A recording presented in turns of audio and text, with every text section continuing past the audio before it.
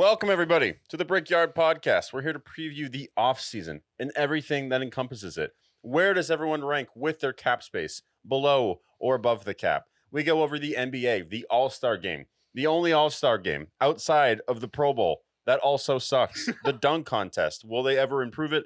And how will they improve it? We're here to break it all down and give our solutions on this episode of the BRICKYARD podcast. Yeah, we are here to break it all down, and I definitely had fun with the NBA. None other than the self-proclaimed college athlete Stephen A. Smith himself, who went head-to-head with Micah Parsons. It was Shannon Sharpe versus Stephen A. Smith coaching the Celebrity All-Star Game, and Stephen A. Smith, who is someone who has worked out.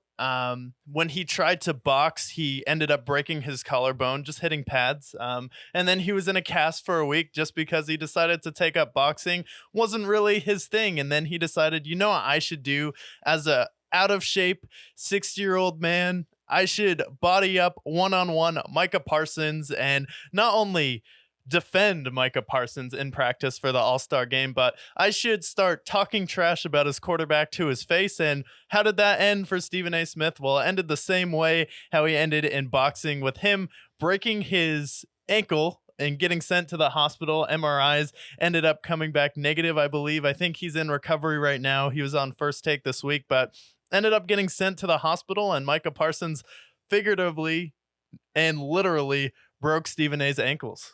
Yeah, and that's a bad look for a guy who did play in college, allegedly, and averaged 2.6 points in college. Always blames he has the classic, I broke my ankles or else I would have been a first overall pick kind of mentality.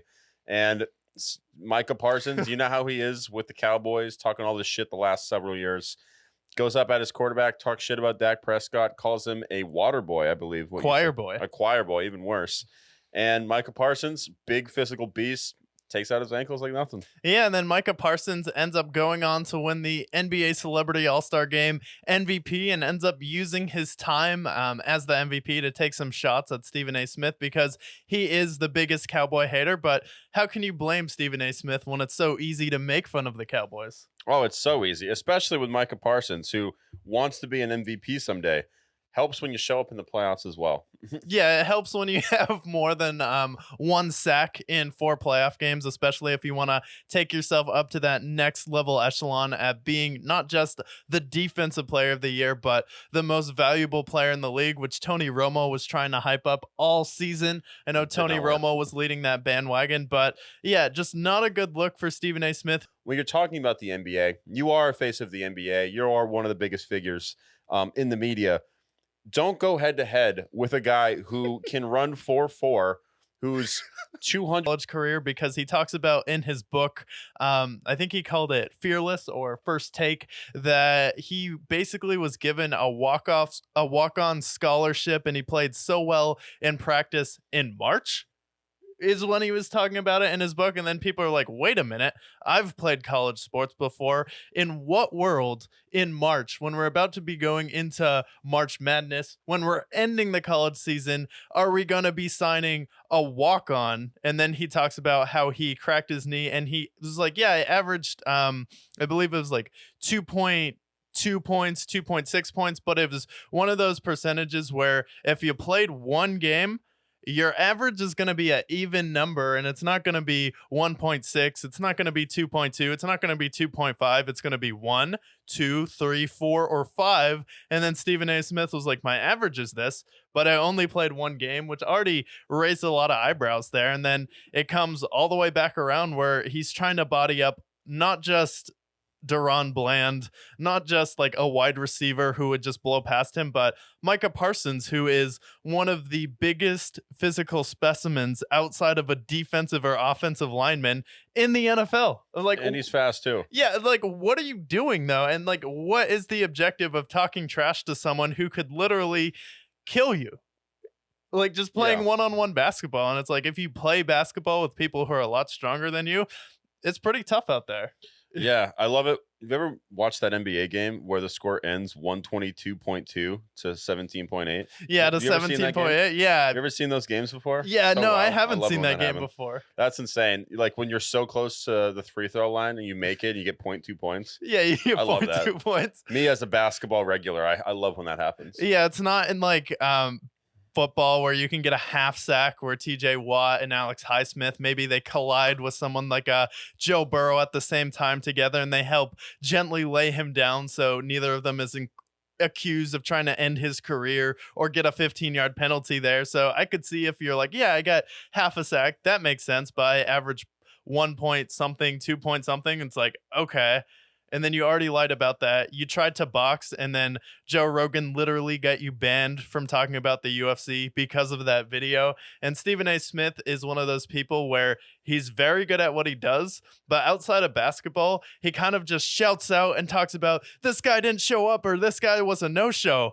And then it was the fight with Cowboy Cerrone and Connor, and Joe Rogan was like, no, like Donald Cerrone didn't give up there. Do you know how it works when you get rocked with a head kick and then you're seeing stars for most of the fight? He's like, after that, he has this whole beef with Joe Rogan, and he's like, no, this guy should not be talking about the UFC.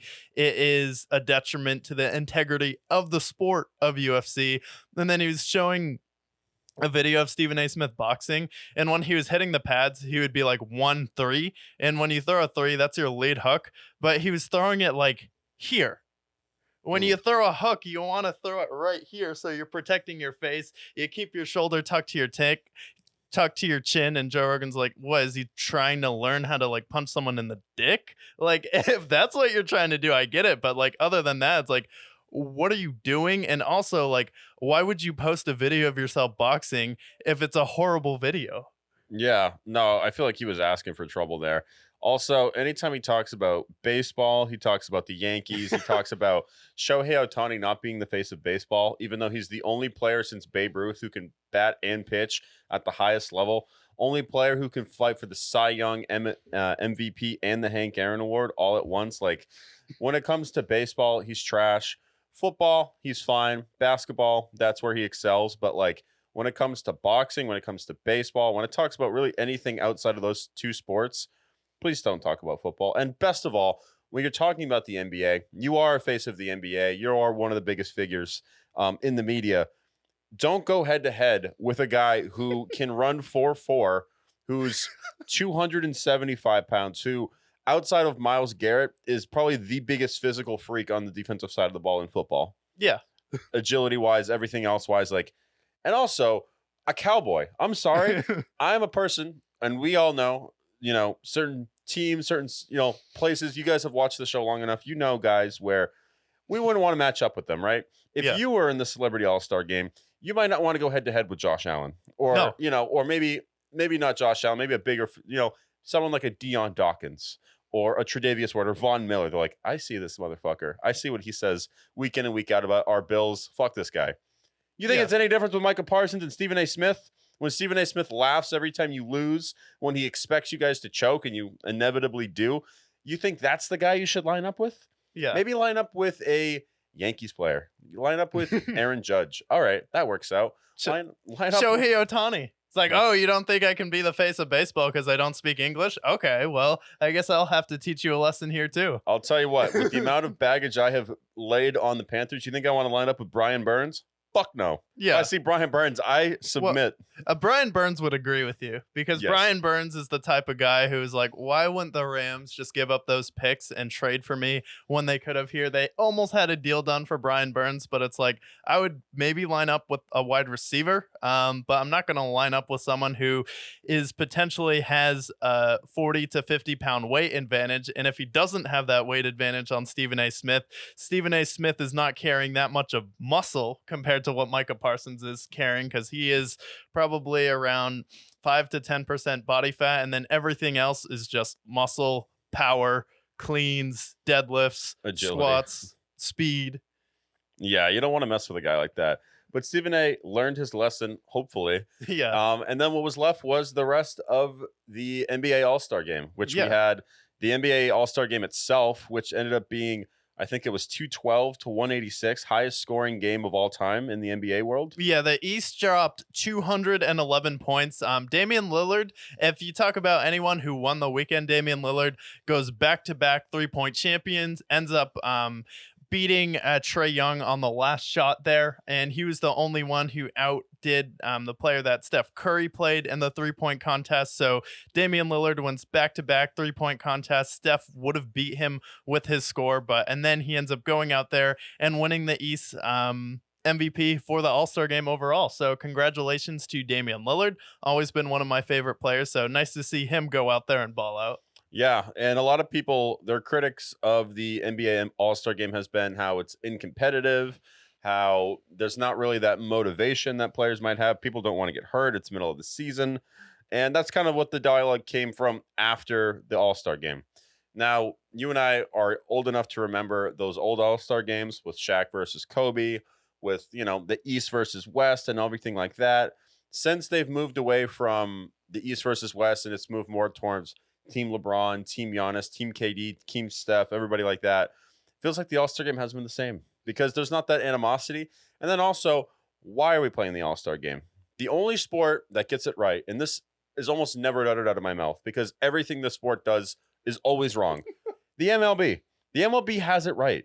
The MLB. Yeah. You play the All-Star game middle of the season, just like the NBA. All-Star voting, similar, everything similar. But the winner gets home field advantage in the World Series. It's been that way. And guess what? MLB All-Star game, arguably the best.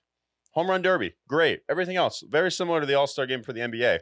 NBA, it's simple. East versus West, and it matters. That's how you make it matter. None of this, bullshit that they have now. But I thought it was entertaining. All-Star games, they're not supposed to be this massively competitive game. It's not the finals or anything like that. I enjoyed it. Yeah, I mean, I enjoy it, and I feel like it's a lot more enjoyable than the Pro Bowl, with all the grief that people give, because the Pro Bowl ended up being so bad that they're like, all right, we're not even going to play football anymore if you guys aren't going to tackle. Let's just do flag football. We'll take the helmets off. Everyone, will be a star, and it's rare that you get to see everyone's face when they're playing football, but I do agree for the NBA All-Star game, it used to be competitive because you had that Mamba mentality. You had the East versus the West. There was that legitimate animosity of the early 2000s where players just want to go out there and win no matter what. And then it's kind of more of the AAU, everyone's friends, and it's not necessarily a bad thing. And I think the NBA is definitely having a little bit of a comeback here as far as talent and competitiveness. But I feel like just adding that, okay, we could be a 4 or a 5 seed and end up getting home court advantage. You don't think LeBron, who's probably going to perpetually be either in the play-in tournament or at least a 6 or a 5th seed with the Lakers where they are, where he pretty much takes off the first half of the season and they don't get it going till after the All-Star break. So for someone like him, he'd be like, all right, we got one game and then we're going to go out here, compete, and then we're going to get home court advantage, which is going to matter for a lot of these teams because unless it was LeBron James at the peak of his powers versus the Golden State Warriors, it's like the Warriors had a really good home court advantage, and just thinking, well, we could be in the East and then take away that home court in Oracle, or we could not have to hear for 4 games about them talk about the air in Denver and only hear them talk about it for 3 games in Denver. Because anytime it's in Denver, they're like, oh, did you guys know that the air is different in Denver because the city is so high? Like, yes. Yes, we're very aware. We know. Even in the arena, we are aware. You let us know every single time. You let us know when there's a Broncos game, when there is a Rockies game, and especially when there's a Nuggets game. So I think that's a fine solution, and especially for someone like LeBron, who he's got maybe a year or 2 left for that one, that illustrious title. He has, obviously he wins 5. He's not quite at Jordan's level, but he's made 1 million finals. So yeah, that's something that could add some competitiveness. Or maybe you're the Celtics and your team that should basically be the favorites for the championship in the East. The only team that feels legitimate in the East, the Bucks have been reeling since Doc Rivers took over. Every other team, they haven't quite looked the part. The Heat are that team you can always bank on, but for the most part, maybe the Knicks you can throw out there too. But give us, as far as solutions for the All-Star game, make it competitive again. Yeah, make it competitive again, and that would work for the All-Star game. And then I'm of the opinion at this point right now, it's time to, until we fix the product of the dunk contest, the 3-point contest is a lot more exciting because we know it's going to be a contest, 5 racks. Now we added the starry ball, which is an extra 3 points to the 3-point competition, but let's add a little bit more interesting things to the dunk contest. And until you do that, and until you figure out how to bring it back to its glories, like, we're going to move the 3-point contest to the premier competition of the weekend because frankly it's the most exciting competition all weekend and it's the most fun. And the dunk contest is just kind of like, okay, we have not Obi Topham from the Knicks. We have his younger brother competing in the dunk contest. And then we have Mac McClung, who is back, but still in the G League. And his dunk was impressive over Shaq. But it's like, how many times are someone, oh, he dunked over Shaq. He dunked over Dwight Howard. He dunked over a car. He dunked over a streamer. It's like, we've pretty much seen every dunk, so it's going to be hard to fix the dunk contest. And I think like adding more stars could help, but it's just making the dunks a lot more interesting. And the thing about it was, it felt like just watching the dunk contest with the sound off, Jaylen Brown probably had the worst dunks out of everyone, but since he was the star, they were going to give him more points and try and let him win. And if he had a sufficient dunk besides just putting on a Michael Jackson glove, that he probably would have won the dunk contest if he had something more creative than what he did. I mean, we've seen JaVale McGee raise the rim. We've seen JaVale McGee dunk on 2 hoops. And I feel like it really peaked after like the JaVale McGee one, the Nate Robinson one, and then he just won it because he was short and dunked over Dwight Howard. But it really just peaked at Aaron Gordon versus Zach LaVine. That was probably the last great dunk contest. And all these were like, okay, that's fine, I guess. I think the problem that I have with the dunk contest is kind of what you alluded to. It's like we've seen the same dunks for the last 30 years. And as much as you try to be creative, maybe once every 10 years, we're going to see a dunk we haven't seen before. We think about the Vince Carter Honey Dip Classic one, whether it's Dwight Howard and his Superman dunk or Blake Griffin jumping over a Kia. Like, we've seen it all. And now at this point, I think it almost ended with Blake Griffin because that was when it started to become more flashy, more glitz and glamour. This time around, we saw him dunk. We saw Jaylen Brown dunk over Kai Cenat, and then he wore the fucking Michael Jackson glove. Or OJ one. If it didn't fit, it probably would have been an OJ glove. But. Yeah, that's true. But like, it's just over now. At this point now, it's all about the flash and not about the flames at this point. And the dunk contest is always the most disappointing of them all because it's just the same shit every year. They really got to reinvent the wheel. But how do you reinvent the wheel when everyone has seen everything at this point? It's hard to be impressive. People maybe try to do the Michael Jordan dunk where they jump over the free throw line. Like, what can they do to fix the dunk contest? Yeah, I don't know what exactly, because they tried one year. They did like the points one where they had like the freestyle one where you had like 2 or 3 minutes to do like the best amount of freestyle dunks, and then they graded it that way. And then I think that was like Damian Lillard, Paul George. I think it was someone on Indiana at that time who wasn't really a big star, but he was at least an NBA player. But now it's just like we're letting G League players into the dunk contest now. It's like, if there's any way to disrupt or put your product down, it's going to be letting in guys who can't even make the NBA. Like, at least make it NBA players here, and then actually incentivize your stars to do the dunk contest with either some compensation or things like that. But like, everyone was trying to make excuses for Jaylen Brown. They're like, oh, see, this is why stars don't want to do the dunk contest anymore, because Jaylen Brown does the dunk contest and then everyone rips him for it. I was like, yeah, because he didn't do anything that particularly creative or interesting, and his last dunk was one of the worst dunks I've ever seen in a dunk contest final. It's like, you put a glove on and dunked with your left hand. That's cool, I guess, but the white guy who is half your size jumped over Shaq, and not just the way the other guy jumped over Shaq, because the first guy who's on the Heat who jumped over him, he kind of used him to push off, where this guy just grabbed the ball over him, didn't push off, and completely cleared him, which was like totally different. And then Jaylen Brown he dunks over a streamer sitting in a chair. Like, okay. That's cool. Jason Tatum walked out with you. Yeah, exactly. And the reason why he put the Michael Jackson glove on was because he can't do anything with his left hand. So that was kind of him paying homage to that. Something that he's proven time and time again in the playoffs that he can't dribble with his left hand, he can't dunk with his left hand. Like maybe carry that over into a regular season game and we'll see how that goes. Or a But playoff game. That would be nice. yeah, playoff game. You guys are the favorites in the East at this point. Vegas says so. I don't know, but I don't really know how they can incentivize them because maybe it's money. I know that even LeBron was catching some shots this week because apparently he ruined the All-Star game because he Yeah. doesn't participate. I don't think LeBron's to blame. I think there's a lot of moving factors here. Yeah. Whether it's the glitz and glamour of it, whether it's seeing everything we've already seen before. I think LeBron can be spared at this point.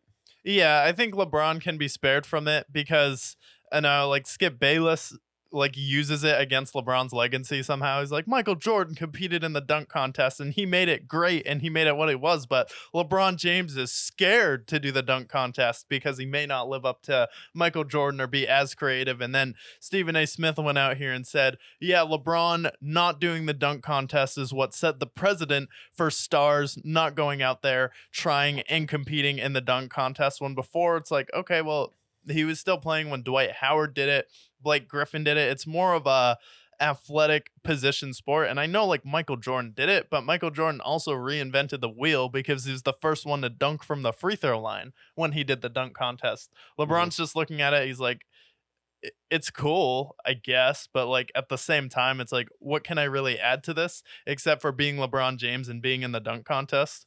Yeah, I don't really know this. I don't think he also was the guy that disincentivized people to do the dunk contest. I think what ended up happening was why? Why am I going to do the dunk contest? And for LeBron, it's like whether he wins a dunk contest or not, it doesn't really matter. But at the end of the day, it's like we still saw people like Paul George, I believe, do the dunk contest. Yeah. We saw Damian Lillard do the dunk contest, I believe, at one point. Yeah. But like also now, like especially in today's time when LeBron is 39 years old, do I really want to see a 39-year-old LeBron do a dunk contest? Even if he is still athletic and he can do all those things. Like if I was going to see LeBron do it, I wanted to see him do it on the Heat. But Yeah. at this point now, I don't want to see a 40-year-old LeBron James participating in a dunk contest. God forbid he gets hurt and that's the end of his career. Like I don't want to see him do it anymore. And I don't think he's the one to blame for it either. There's still plenty of stars that could do it. Where's Giannis? Giannis, do the dunk contest. He would be a lot better. Or maybe it's someone like maybe Joker tries to do it. I don't think Joker's Joker's not much of a dunker, but like I think it's more of a big man kind of role anyways. We've seen players like the Blake Griffins of the world, like the I'm pretty sure Andre Drummond maybe once did it, but yeah, Dwight Howard. yeah, like I feel like it's more of an athletic big man kind of dunk contest. That's the most exciting. So I don't know. I don't think he's to blame. I also don't want to see him do it anymore. Maybe 2013, that would have been great, but it's like I don't want to see 40-year-old LeBron do the dunk contest. No, I don't think anyone wants to see 40-year-old LeBron do the dunk contest. Maybe when he was in his prime versus the Miami Heat, but at the same time, he would still be the only star out there for the most part doing it. And then you're either really short like Mac McClung or Nate Robinson, or you're Blake Griffin and Dwight Howard. Yeah. Or JaVale McGee. Like it was still like the JaVale McGees of the world were the ones filling in the blanks. Vince Carter was really good when he did it, but he was never the best player in the league. Yeah. I mean, he was at the time he was on the Raptors and, doing his 24 points a game. But at the same time, like the way he did it was he did the honey dip dunk, and that was what kind of won him the finals. But that was also like 20 years ago. It was a different time. And dunk contest was way different then. Yeah. And then also I feel like dunks aren't as exciting as they used to be, where it used to be if you had like a electric dunk in the playoffs or in a regular season game, it would really rally the crowd to your side. It could shift the momentum of the game, where now it's not the dunk contest, it's the 3-point shot in the NBA, and that's the new dunk. That's the most exciting part of basketball at this point. It's when your team hits 30, 25 threes and then you start blowing another team off of the floor. It's like that's what gets fans the most excited as opposed to dunks now, because you look at some of the tall players in the league, like it really doesn't look that hard when Victor Wembanyama dunks on someone. He kind of just like, okay, he barely left his feet and he dunked. Yeah, he got on his tippy toes, and that was the dunk for him. Yeah. I always kind of compared the dunk contest to the home run derby because I feel like it's similar.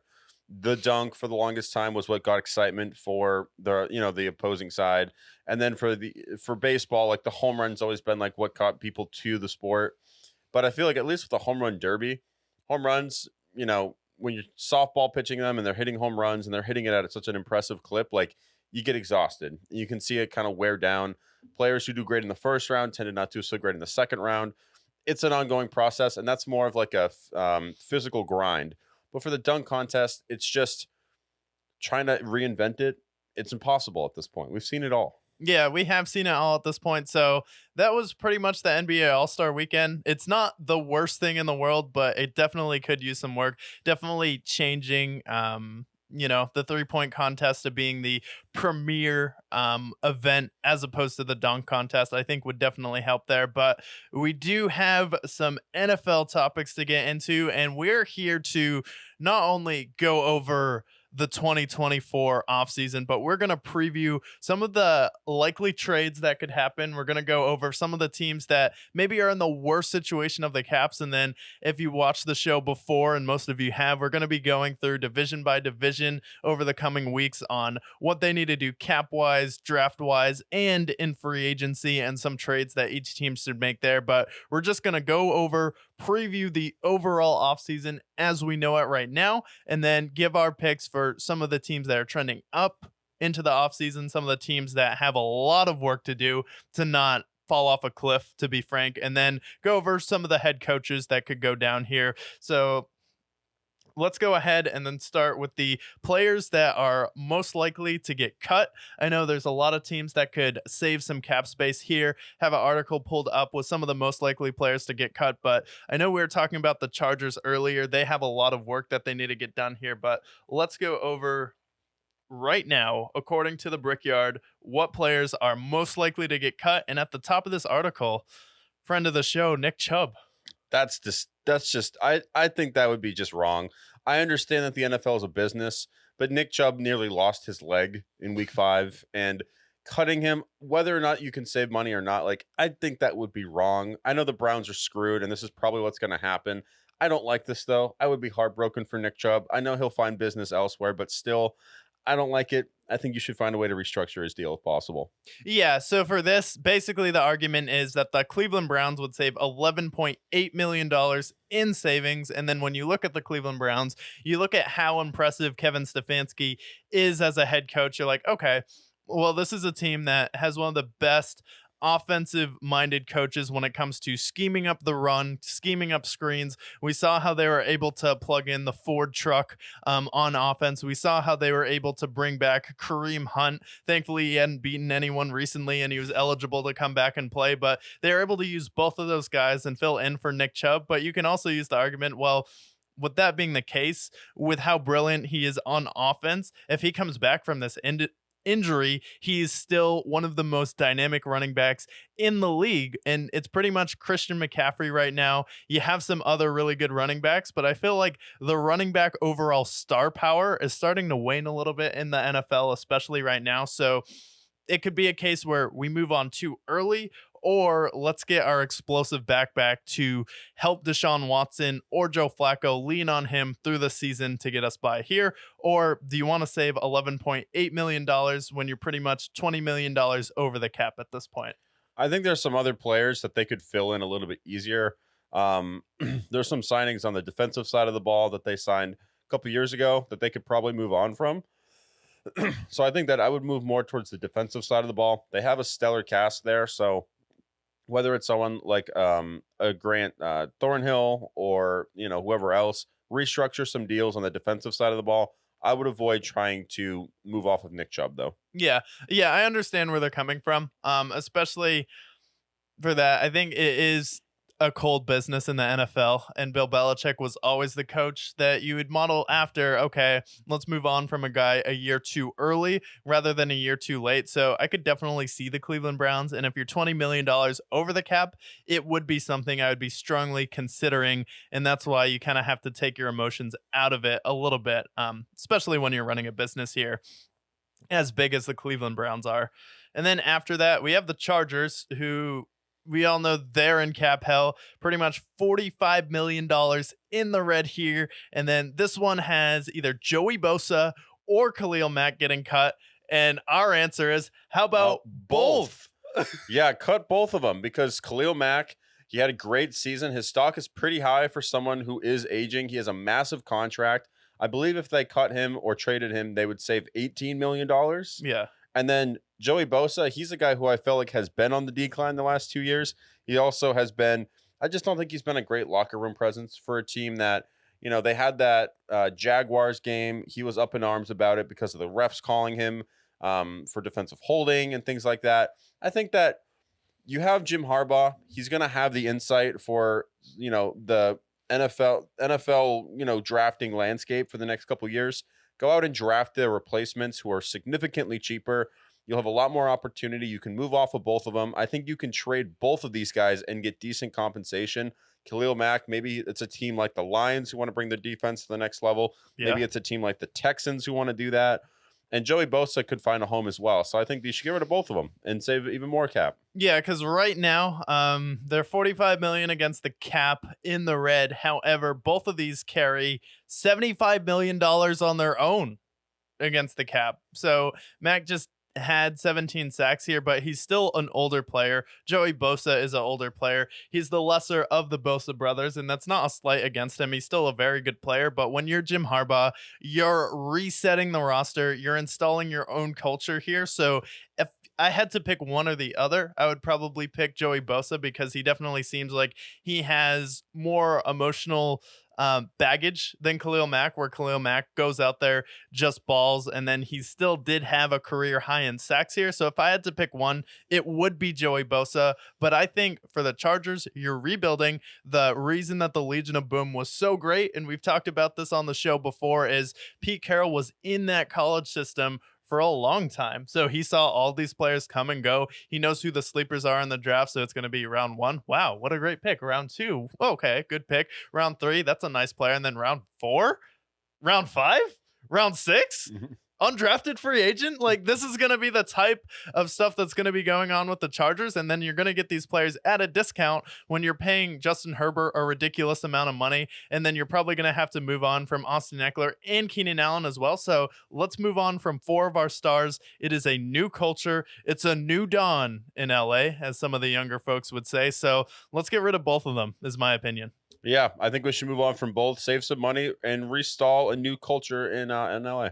Yeah, and then right after this, we have Mike Williams or Keenan Allen, and then both of these players carry a $34 million cap hit together. Actually, no, it's $32 million for Mike Williams, and then it's also $34 million for Keenan Allen. You could move off of, I would say, Keenan Allen. Mike Williams has had some injury issues, been off the field, but he's still the younger of the two players. He's still that athletic jump ball guy, where Keenan Allen, he's an ageless wonder. He's going to play well for a while.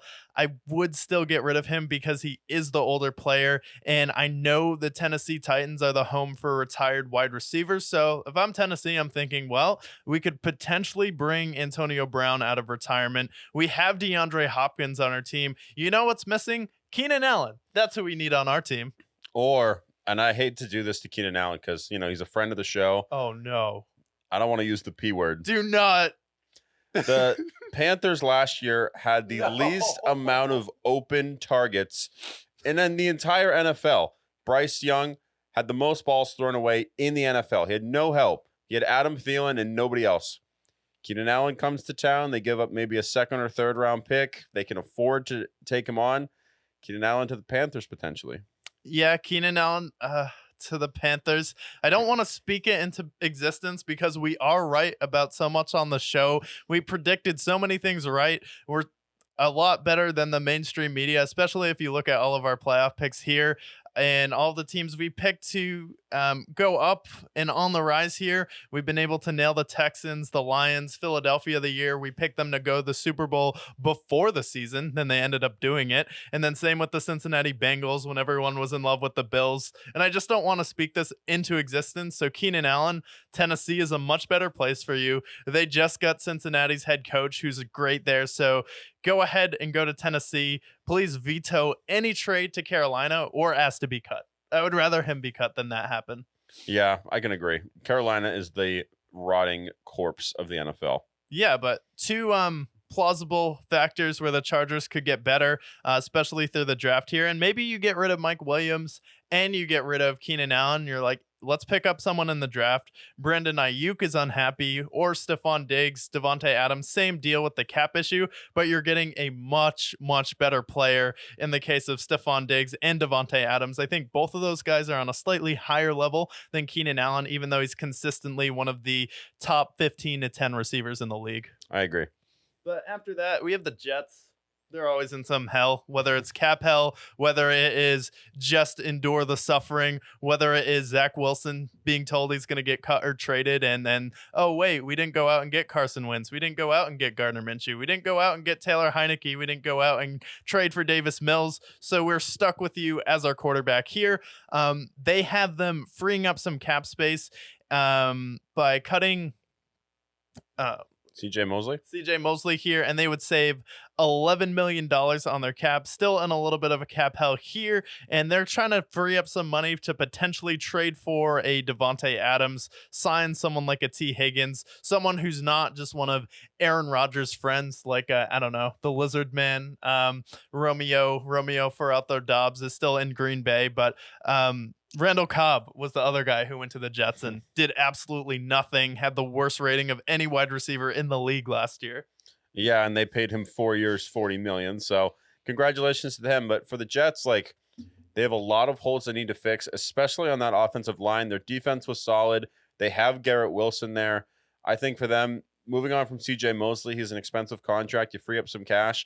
Even with that freeing up the contract, they have about $10 million in cap space after that. Yeah. They still need to do some work with the cap, but I think that's the right move. And CJ Mosley is getting older as well, so I think it's the right move.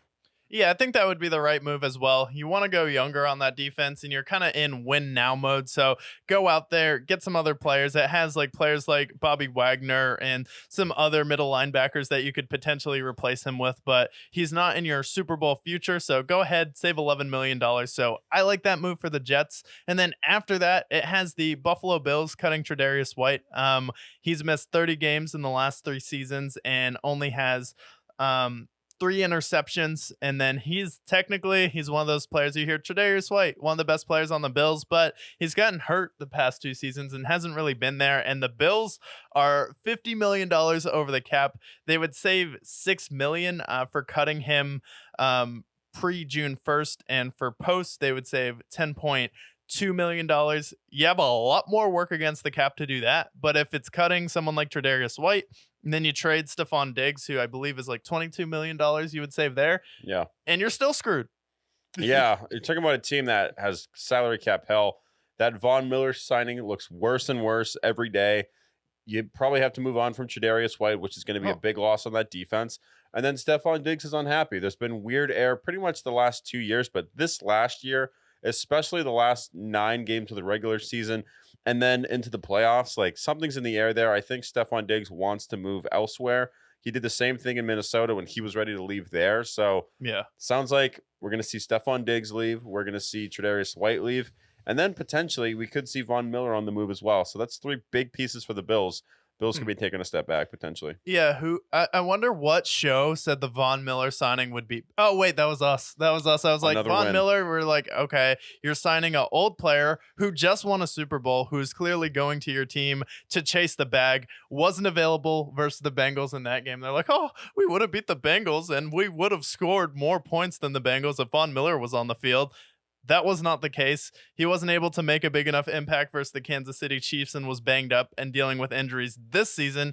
That's what happens when you sign a guy who peaked in 2017, maybe the 2019-20 Super Bowl with the Rams that they won versus the Bengals. I'm blanking out on which year it was exactly, but he also had Aaron Donald clearing the way for him when he was the one in 2015 clearing the way for DeMarcus Ware to get through to Cam Newton, and that's when he was the best player on the team. So I think that's another player I look at moving on from if I'm the Buffalo Bills here. He's just one of those players that commentators will be like, oh, they have Von Miller. I'm like, great. You have Von Miller, but you're overpaying for a senior citizen, which isn't really the formula for winning in the modern NFL. Am I Yeah. wrong? No, you're not wrong. No, I think Von Miller, great career, Hall of Fame career, 2-time Super Bowl champion. Yeah. But at the same time, you're talking about a team that has negative $55 million. And a way to circumvent that is making these moves we already listed, but then also getting rid of some of these bad contracts. And Von Miller's contract last year wasn't anywhere to be seen. He was injured throughout the season. He's entering age 34, I believe. So he's a lot older. He was in the same draft as Cam Newton. So I think it's time you move on from him, move on, start anew, draft some players. You've been good at drafting defensive players. So go out and find his replacement. Yeah, go out there, find his replacement. Buffalo has been pretty good at drafting players there, but we move on from the Buffalo Bills. We will catch you on the other side of the show, but we have the Miami Dolphins, who are also in their division, also kind of screwed when it comes to the cap here. You traded for Tyreek Hill. Tua wants a new contract. Are you going to pay him here? And then has Teron Armstead, who is contemplating retirement, but you would save $8.8 million. Then after him, we have Xavier Howard on this list, and you would save a whopping $18.5 million in 2024 if you cut him post June 1st. And then you also have Emmanuel Ogbah on this list too. He's had 6.5 sacks, but pass rushing still has been an issue for you. But his cap hit would be $17.7 million. 6 sacks is really not. It's really not $17 million type of money. And if you cut him, you'd free up $13.7 million. He can go out there, draft someone, have a new defensive coordinator, and then you still have Jalen Ramsey on that defense. You still have the legend of Van Ginkel and some other pretty nasty players there. So I would say time for a little bit of a reboot on the defensive line for Miami and secondary. Yeah, I mean, they got rid of Vic Fangio. Vic Fangio's out of town now. So that defense, I feel like, really underperformed last year. They had some moments, but overall did not live up to expectations. Get rid of some of these older guys, some of these bad contracts. You guys have $750 cajillion in debt. Go out and get rid of some of these guys and free up some time and go out and get somebody in the draft. Yeah, go out there and get someone in the draft. But Miami's defense is definitely lacking. It was the bright spot, though, versus the Kansas City Chiefs, where they are able to hold the Chiefs down in that game a little bit. And I don't know if it's simply because it was so frigid in that game or just because of the type of style that the Kansas City Chiefs have played all season. But your defense has potential if you can go out there, bring in some better pass rushers in the draft there, maybe go out there, get someone else in your secondary, and then save some money with Xavier Howard, where you have some money to go out there and pay there. My real question, we'll get to that later with Miami's, it's like paying Tua. Not someone I want to trade, not someone I want to pay a max dollar deal, especially he's in the same draft as Herbert, Burrow. He's seen both of those guys get paid. He was top 3 when it came to yards this year and quarterback rating, along with Dak and Brock Purdy. So it's like, okay, do we want to pay this guy? Do we believe he can get us over the hump? I'd be fine with like a Jimmy G contract when he first signed with the 49ers. It was like $25 million a year. So maybe you give him like 30, but that's about it. I think he should be somewhere in the Kirk Cousins money. Kirk Cousins, usually it's like, 100 million, 3-year deal, all guaranteed. Yeah. Give him more guaranteed money, but give him less years. I don't trust him. I mean, we've seen what we've seen in the playoffs with him. We saw how he played against the Chiefs. We've seen how he's performed in big games. We know his record against winning teams also. And if you're talking about a team that's in that Super Bowl window, I don't know if he's going to, especially if you're going to be paying him all this money, how much that's going to hurt the rest of your team. Tua is one of those guys who would fit in a place like San Francisco where you have the talent around him, but I just don't trust paying him $50 million like some of these other guys.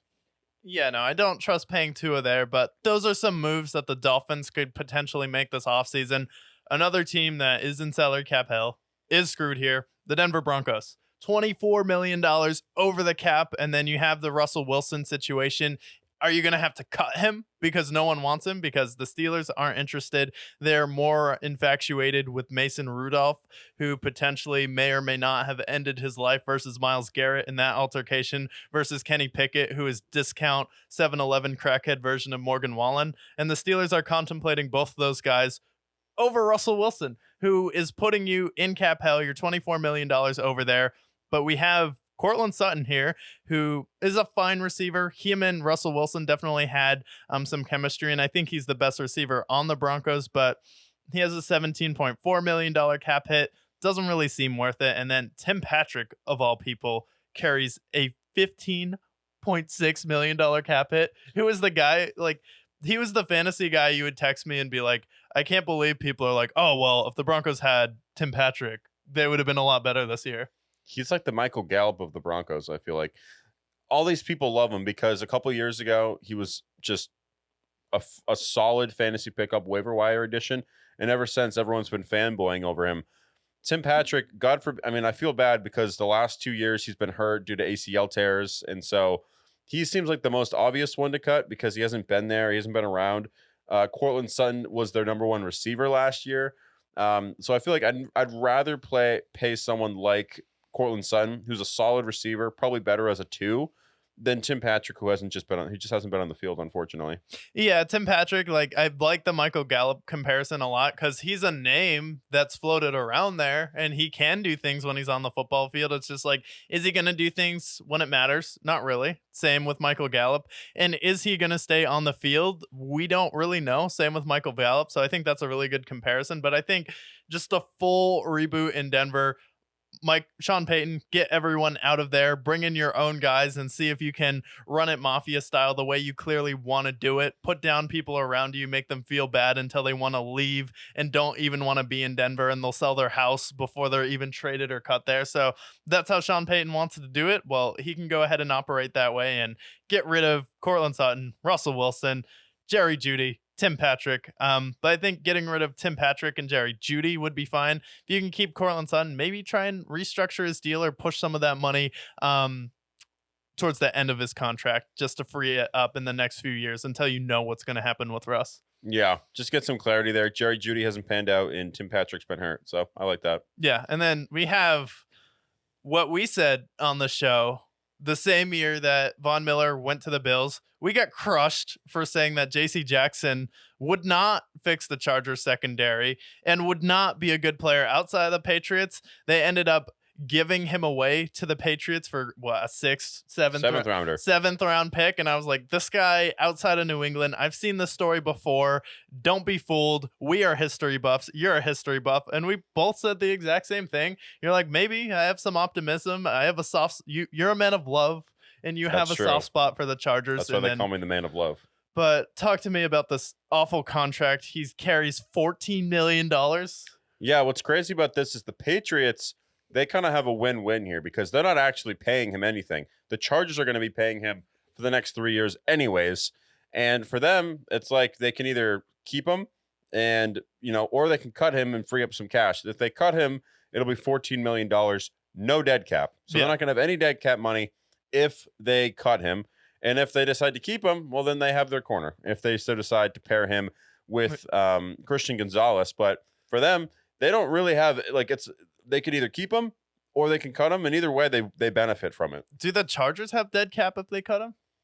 No, the Chargers have dead cap anyways because they traded him away for that 7th round pick. They don't have to pay him after next year, but at the same time, like the Patriots, they have like a get out of jail free card. They can cut $15 million. They already have the 3rd most cap space, but if they cut him, they free up $14 million. So Patriots could have the most cap space by the end of all these structures. Yeah. They had just cut Adrian Phillips and Lawrence Guy today, freeing up $6 million. So Patriots are making their maneuvers, just whether or not they actually, spend accordingly. Yeah, whether or not they spend accordingly. We've all heard the famous Pete Carroll talking about the bologna sandwich diet when he was in New England. But talk about one of the worst free agent signings maybe in the history of the NFL, where this guy is so bad, you're just paying him not to be there. And who called it? This show. So maybe you should tune into the Brickyard and see what's going on here, because we called this contract as soon as he signed the dotted line there. You can go back. We have the documents. They're unsealed, live there for you to take a look at that. And then after that, we have another so-so receiver. Chiefs looking up to free up some Chris Jones money here. MVS, who had a pretty good Super Bowl. He has about $12 million in savings, so I think that would be a good cut for them. You can definitely replace him in the draft, get another Rashee Rice, go out there, actually get a really good receiver, whether it's trading for someone like Godwin or signing T. Higgins or Ayuk if you can afford it. Yeah, or Mike Evans even, if he's available. Yeah, Mike Evans would be good. I think if Baker comes back, Mike Evans like wants to stay in Tampa. You have the warm weather there. It's a better environment than Kansas City. You're not paying in the freezing cold. You have no state income tax. You have beautiful people around you where you go to Kansas City. Not saying there aren't beautiful people there, but I'm sure it gets a little less warming when you're around people when it's negative 30 degrees, literally the coldest playoff game ever. Yeah, no, I think it's safe to say Tampa's maybe a more attractive destination. Even if their summers are humid, even if there are hurricanes, I think it's just fine for them. I think he'll survive, and he's been in Tampa for the last decade too. So I think he would prefer to stay in Tampa Bay if he could. Yeah, definitely prefer to stay in Tampa if I'm Mike Evans. After that, to shift to the Ravens, they have Tyus Bowser here. It's only $5.5 million in savings. That's something I'm like, okay, it's Tyus Bowser. He's not going to change your life. He's not going to come get the game-winning fumble, game-winning interception, but he'll be a solid veteran player on a team that's looking to fill out their roster with really good players and then draft some stars. So maybe somewhere like Tennessee or Indianapolis would pick him up and pay him some money. But Yeah, I know that the Ravens are planning to either cut or trade Marlon Humphreys, which is going to free up $20 million in cap. So that's really their big cut this year, and looks like the Patriots are interested, according to Matthew Judon. ooh, So that could be a nice addition, especially if they're going to move on from J.C. Jackson and then fill him in with Marlon Humphrey. That's an upgrade and a half right there, along with Christian Gonzalez. That secondary should look nice for them. But I mean, Tyus Bowser, I think he'd be a nice addition, whether it be a team like, we always mention the Texans are always a team that's trying to bolster their defense. Maybe a team that could use a good linebacking core. You mentioned the Titans. The Rams could potentially use him.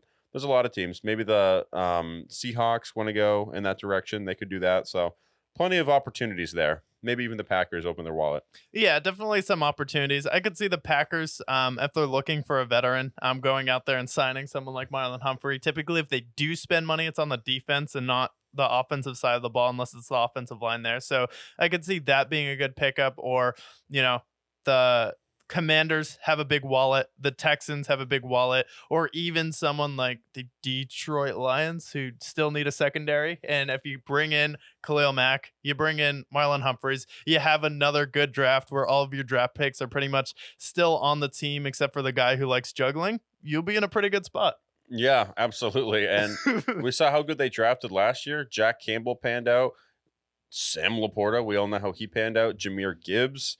So I like that. Plus, Cam Sutton comes back next year potentially. That defense was definitely took the right direction this past year compared to the year before. They had the worst defense, and I believe they were still lower defensively. I think they were in the bottom half, but still, I still think that they have some improvements there. Yeah, there's definitely some improvements to still be had. I think offense, you're pretty much set with the weapons you have right now. So let's go out there, spend some money on two cornerstones on defense, and we need more of a pass rush. Khalil Mack fixes that. We need a better secondary. Marlon Humphrey will help that. And then also your players' development has been really good, where we saw someone like Derek Barnes stepping up and having his first interception in a playoff game where he's kind of been a late bloomer for them. So they definitely can develop talent. Getting some stars in that locker room will help them. So I think that would be a good move for Detroit. Yeah, I think so too. Khalil Mack would be a nice fit. Marlon Humphreys, and then if they can go after another edge rusher in the draft that can hit, then Yeah. you have Aiden Hutchinson, Khalil Mack, and then that other edge rusher. I think they're in business there. I think that defense is going to be really solid. Yeah, I think like focus on like corner and D tackle if you're the Lions, because your linebackers is your linebackers and one edge is your strongest rush. So if you can get like another tackle, another corner, and another edge rusher, they're gonna be an absolute juggernaut, and they already were this year in the conference championship. And then In the first half. yeah, in the in the first half, well, they're at least in the conference championship, where Dallas hasn't been there since VHS tapes were the That's true. primary consumption of our modern media. And then after that, another team that hasn't been in the Super Bowl since I don't think Blu-ray was the primary consumption of our modern media. I think it was the PS3 and DVDs. The Pittsburgh Steelers have Patrick Peterson and Allen Robinson, last two players on this list. They would save $7 million if they cut Pat P. Kind of fair enough. He's been old. He's bounced around the league. And then Allen Robinson, same thing. He's someone where we need to take away all the distractions from throwing to George Pickens and get that guy the ball, because every time he touches it, something good happens. Yeah, and Allen Robinson, like he got his money in LA, He traded them. It's kind of a similar situation to JC Jackson, where they're like, get this guy off our team, get this guy off our books. And he joined them with a 7th round pick. And he, veteran in the locker room. That was good. Still made their offense kind of putrid anyways. So save some money while you can. Your cap space isn't great. So I think that's in the right direction for sure. Yeah, I definitely think that's in the right direction, especially for the Steelers. This is the team that needs to continue to get younger, get those older players like Allen Robinson, like let them move on, let them get their last final payday. Someone else will pay Patrick Peterson, but it's time. Like, we've been waiting ever since we had Le'Veon and Antonio Brown, ever since the Packers Super Bowl. The Steelers just have not been it. You haven't made the Super Bowl in 14 years now. Mhm. You haven't been in a conference championship in a while. And when you were there, you got absolutely outclassed by the Patriots. So it's time to actually do something here. And I think it has to start at the quarterback position, but freeing up some cap space would help as well. Yeah, but we talked about some free agent signings, how they can shake up, maybe making some big roster moves. Now, there are some players who are available via trade who could be of interest to a lot of these teams. Justin Fields is some guys that come to mind. Stephon Diggs, we mentioned earlier, he comes to mind. T. Higgins is available free agency wise. What will he do? Devontae Adams. So we'll go over some of these guys here and some destinations that might make sense for him. Yeah, so starting out the trade block here. So I think the biggest question mark right now is, what will the Chicago Bears do with that #1 pick? Are they going after Drake May? Are they going to listen to Caleb Williams? Does Caleb Williams actually not want to go to Chicago? Is Caleb Williams actually a bust? And some sources who have predicted a lot of the quarterbacks who have been bust coming out are saying Caleb Williams is not all that he's hyped up to be. Do they go on, though, and either trade that 1st-round pick, stick with Justin Fields? I think you have to trade Fields because you just haven't had that quarterback who has been the best quarterback in your division or thrown for 4,000 yards here and actually been an elite quarterback in this league. So I think you have to at least try for Drake May and Caleb Williams and then trade away Justin Fields. Some teams that are thinking about it right now could potentially be the Las Vegas Raiders. The Pittsburgh Steelers could be interested, but those are two of the main teams. And then Tampa Bay, if Baker Mayfield decides to leave in free agency. I think of those three that you mentioned, I would love to see him in Vegas. I think that fits the culture there, what they're trying to build. I think that he would do his best there. I don't want him to go to Pittsburgh because I don't think that that's going to benefit him. He's a guy that could go around with a lot of talent. You saw how much the DJ Moore addition helped him last year. You saw him having Cole Kmet, how much that benefited him. So if he can go to a place like Pittsburgh, to Vegas, where there is a Devontae Adams there potentially, they do have Michael Mayer, who is good, and then Josh Jacobs in the running back field. Like, that's going to help him a lot. And, they have some players on that offensive line who have panned out too. So I just like him a lot better in Vegas than I do like a place like Pittsburgh. I think Pittsburgh would be a bad fit. Yeah, and you're someone who's compared Antonio Pierce to friend of the show Dan Campbell, and Antonio Pierce could be like, look at what Dan Campbell did with Jared Goff. And if we're gonna go with the same trajectory, I won a game in Kansas City with a quarterback who did not have a completion after the first quarter. And then I look at like someone like Justin Fields. It seems like his confidence with his coaches, they don't really know how to coach him. They don't know how to build up that confidence. But if we're bringing in Antonio Pierce, we're going all in on establishing a Raiders culture here. Well, let's go full smash mouth football. Let's bring back Josh Jacobs. Let's bring back Devontae Adams. Let's have Jacoby Myers on this team. Let's get another stud receiver in the draft. And then the defense was coming alive, and it ended up finishing after Antonio Pierce took over as one of the better defenses in the NFL. And that's just how much a coach can help rebuild a quarterback's confidence. So if anyone can do it, I would say it's Antonio Pierce. Like, hey, man, I know it didn't go your way in Chicago. I know you have this issue with processing information, but we're going to make it simple here. What we want to do,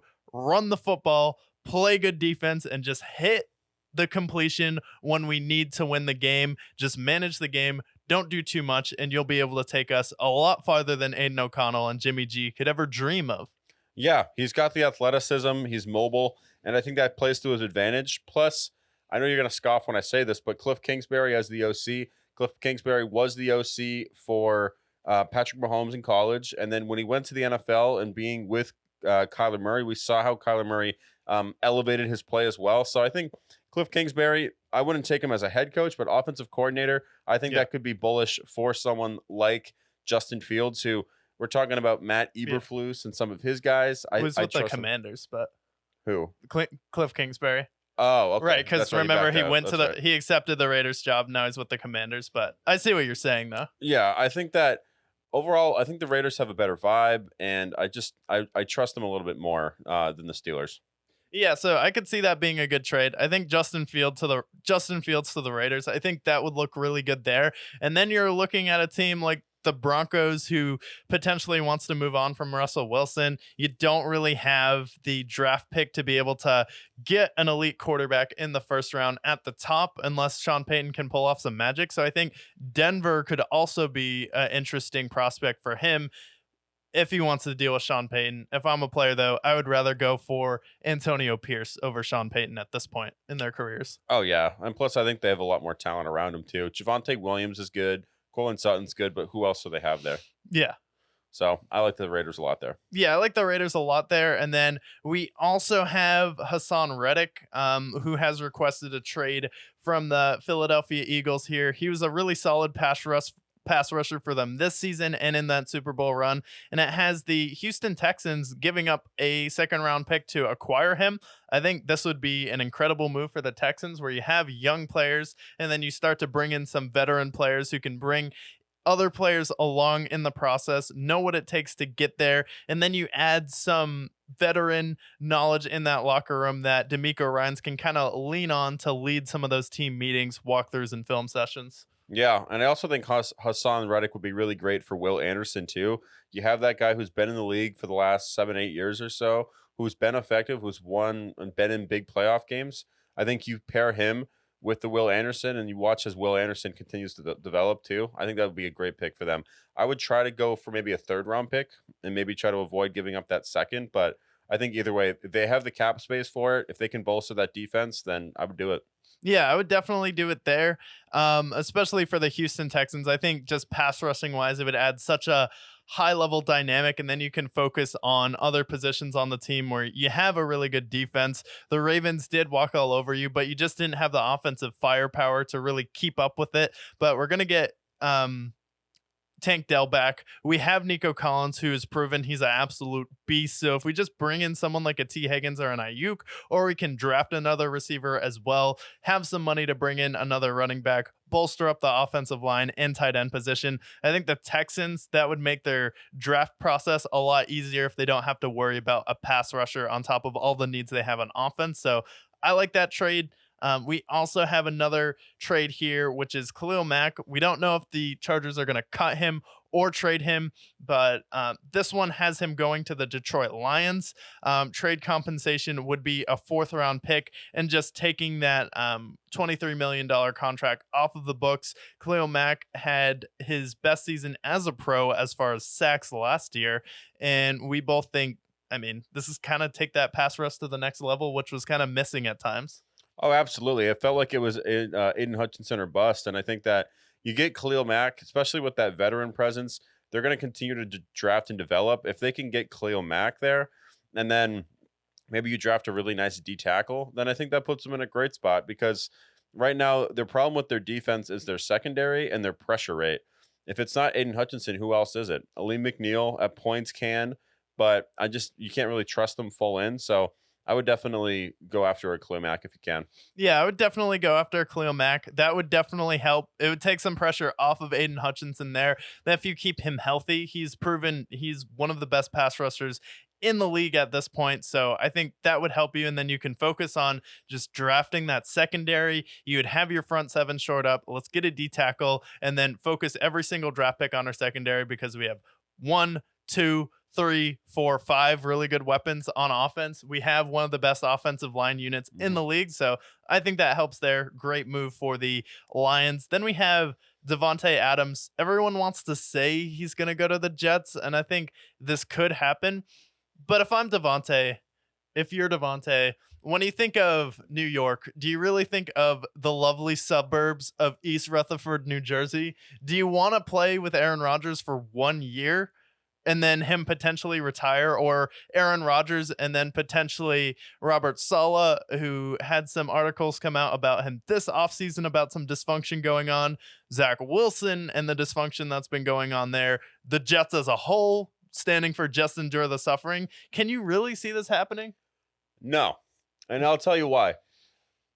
Close your eyes for a second and envision a wide receiver, an all-time, all-pro wide receiver, going to the Jets and his career improving. Find that player. And does it happen? Because when I think of the Jets and I think of like the great wide receivers that they've had in the past, I think of like Santonio Holmes when he went to the Jets. What did he do? Nothing. Brandon Marshall was fine. All these great players. Eric Decker, right? Like these guys are not to the level of Davante Adams. Davante Adams already going to the Raiders. He took a hit last year because he had Aiden O'Connell and he had Jimmy G, who took performance-enhancing drugs and yet still sucked. That's pretty sad. Why would you go there? If I'm him and I have an opportunity to go somewhere who maybe needs some receivers, I look at a place. I know we're going to keep mentioning Houston because they have the cap space, but Davante Adams, bring him somewhere where the quarterback is defined, or at least it's a quarterback. The Commanders. They could have Jaden Daniels and Davante Adams. That's a great pairing. The Bears. They have DJ Moore. You pair DJ Moore, Davante Adams, Cole Kmet with Caleb Williams potentially.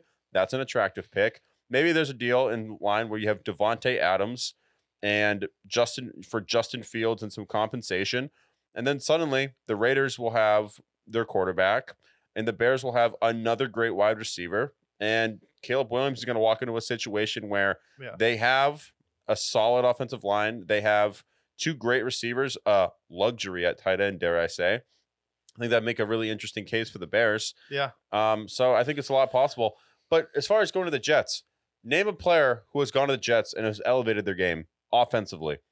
You can't find it. Curtis Martin in the 90s, maybe. Yeah. But other than that, you're looking at the Brandon Marshalls. He was better on the Bears. You look at Santonio Holmes. He's known for being a Steeler. Like all these guys, Eric Decker, Broncos. Nobody goes to the Jets and gets better. It just doesn't happen, especially at the age of Davante Adams.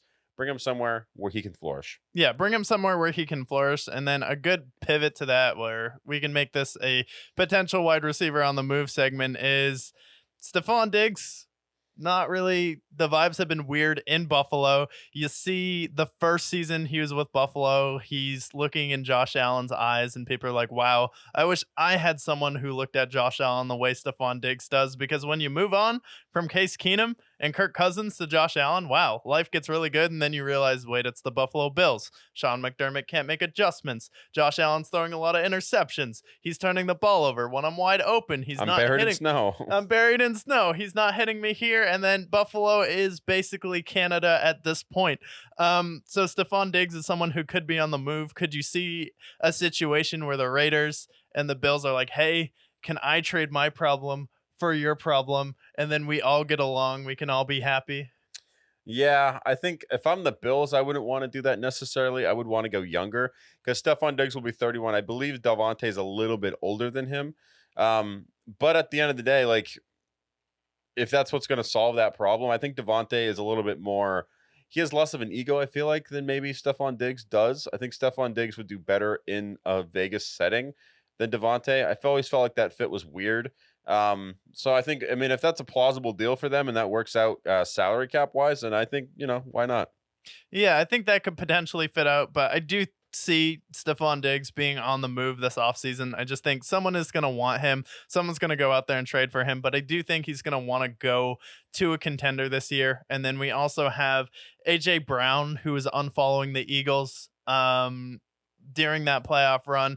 Didn't end up playing versus the Tampa Bay Buccaneers with an injury, but he had some choice words on social media to say about Jalen Hurts, talking about, I don't want to see another inspirational quote on your Instagram. If you keep playing like dog shit, I'll be with number 4 in Dallas, even though they don't have any money to afford me and have to pay CeeDee Lamb and Micah Parsons upcoming here. But AJ Brown, Stephon Diggs, Davante Adams on the move here. Could you see all three of those guys getting traded? And then we also had someone like blanking on his name here, and San Francisco. Brandon Ayuk. Brandon Ayuk, sorry. Yeah, I kept thinking of Nelson Aguilar for some reason. Oh, But Brandon poor Brandon Ayuk also posted, don't forget who brought you here. He's looking for a new contract here. You have someone like Debo who's aging. You have someone like George Kittle who couldn't stay healthy towards the end of that Super Bowl game. If you're San Fran, are you leaning towards trading Debo Samuel and keeping Brandon Ayuk, and then you have that young stable of receivers here? See, I think that they probably should move off of Debo Samuel in this case. But I think if I'm Brandon Ayuk, I see myself where, Debo's been sidelined. And when he is sidelined, I've been one of the best players in the league. I feel like he's got an opportunity similar to T. Higgins where he can go somewhere else, get that contract he wants, and be that number one and show why he is as good as he is.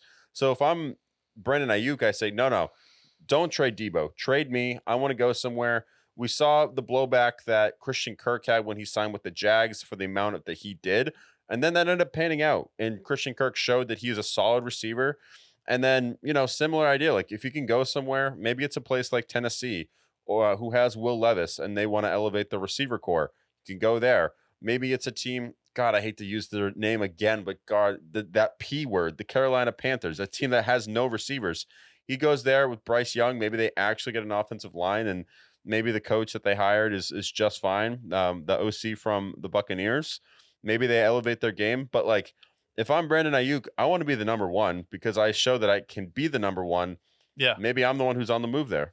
Yeah, I would definitely see Brandon Ayuk being like, no, pause. I can go ahead, be the star there. And then Debo Samuel, it's so sentimental because if you move on from Debo, he kind of reinvented the wheel at wide receiver when they started putting him in the backfield. He's like a tight end, running back receiver rolled into one. So I could see like emotionally the 49ers having a hard time moving on from him with Ayuk. He's like, let me do my own thing here. I want to be the missing piece for Indianapolis. I want to be a missing piece for a team like Atlanta, a team like the Commanders who can go out there and pay me an absolute bag. I want to go play with Jaden Daniels, Caleb Williams, Drake May, and be like, I'm the guy that kind of helped this guy come up there. So I could see that happening.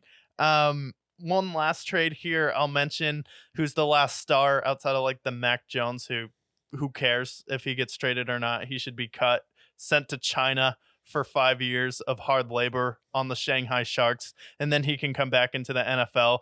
But we have Alvin Kamara with the Saints, who will get into teams who are screwed, but plot twist, spoiler alert, the Saints are kind of screwed this offseason, and they need to move on from Michael Thomas, Alvin Kamara, and some of these big contracts because they gave Derek Carr way too much money for no reason.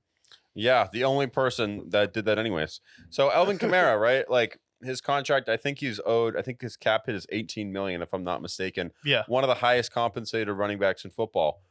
Alvin Kamara, he's another guy where he played good last year, despite the suspension, and he still has it. I mean, he still has the juice. So if I'm him, maybe it's a team that could use a running game, maybe a team like Buffalo if they can afford him.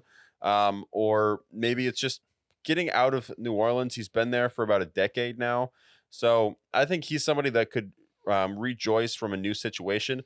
Maybe it's a team like Houston that says, hey, Dameon Pierce, you're not panning out. Maybe we switch Dameon Pierce for Alvin Kamara and some compensation. But the Saints are screwed in so many ways, salary cap wise, that Alvin Kamara is inevitably going to leave the Saints. Yeah, and it's like, really, the problem with trading Alvin Kamara, though, is I just don't know what the market is for an aging, overpaid running back. Like, you played well last year, but you're getting top dollar money at the running back position. On here, it has the Denver Broncos, which is a reach just because Sean Payton drafted him. He has that connection there, but it's like, outside of that, I'm like, who is dumb enough to trade for him when you can go ahead and get a running back in the draft? And it's not a slight against Alvin Kamara. It's the same reason Austin Eckler didn't get a new contract last year. It's the same reason why Matt Forte had to go to the Jets to finish his career. It's the same reason that Derrick Henry is going to walk with the Titans at the end of this year. It's like, when you're a running back, you get to a certain age, you kind of become radioactive, and teams are scared to give up assets to acquire you. They'll cut you.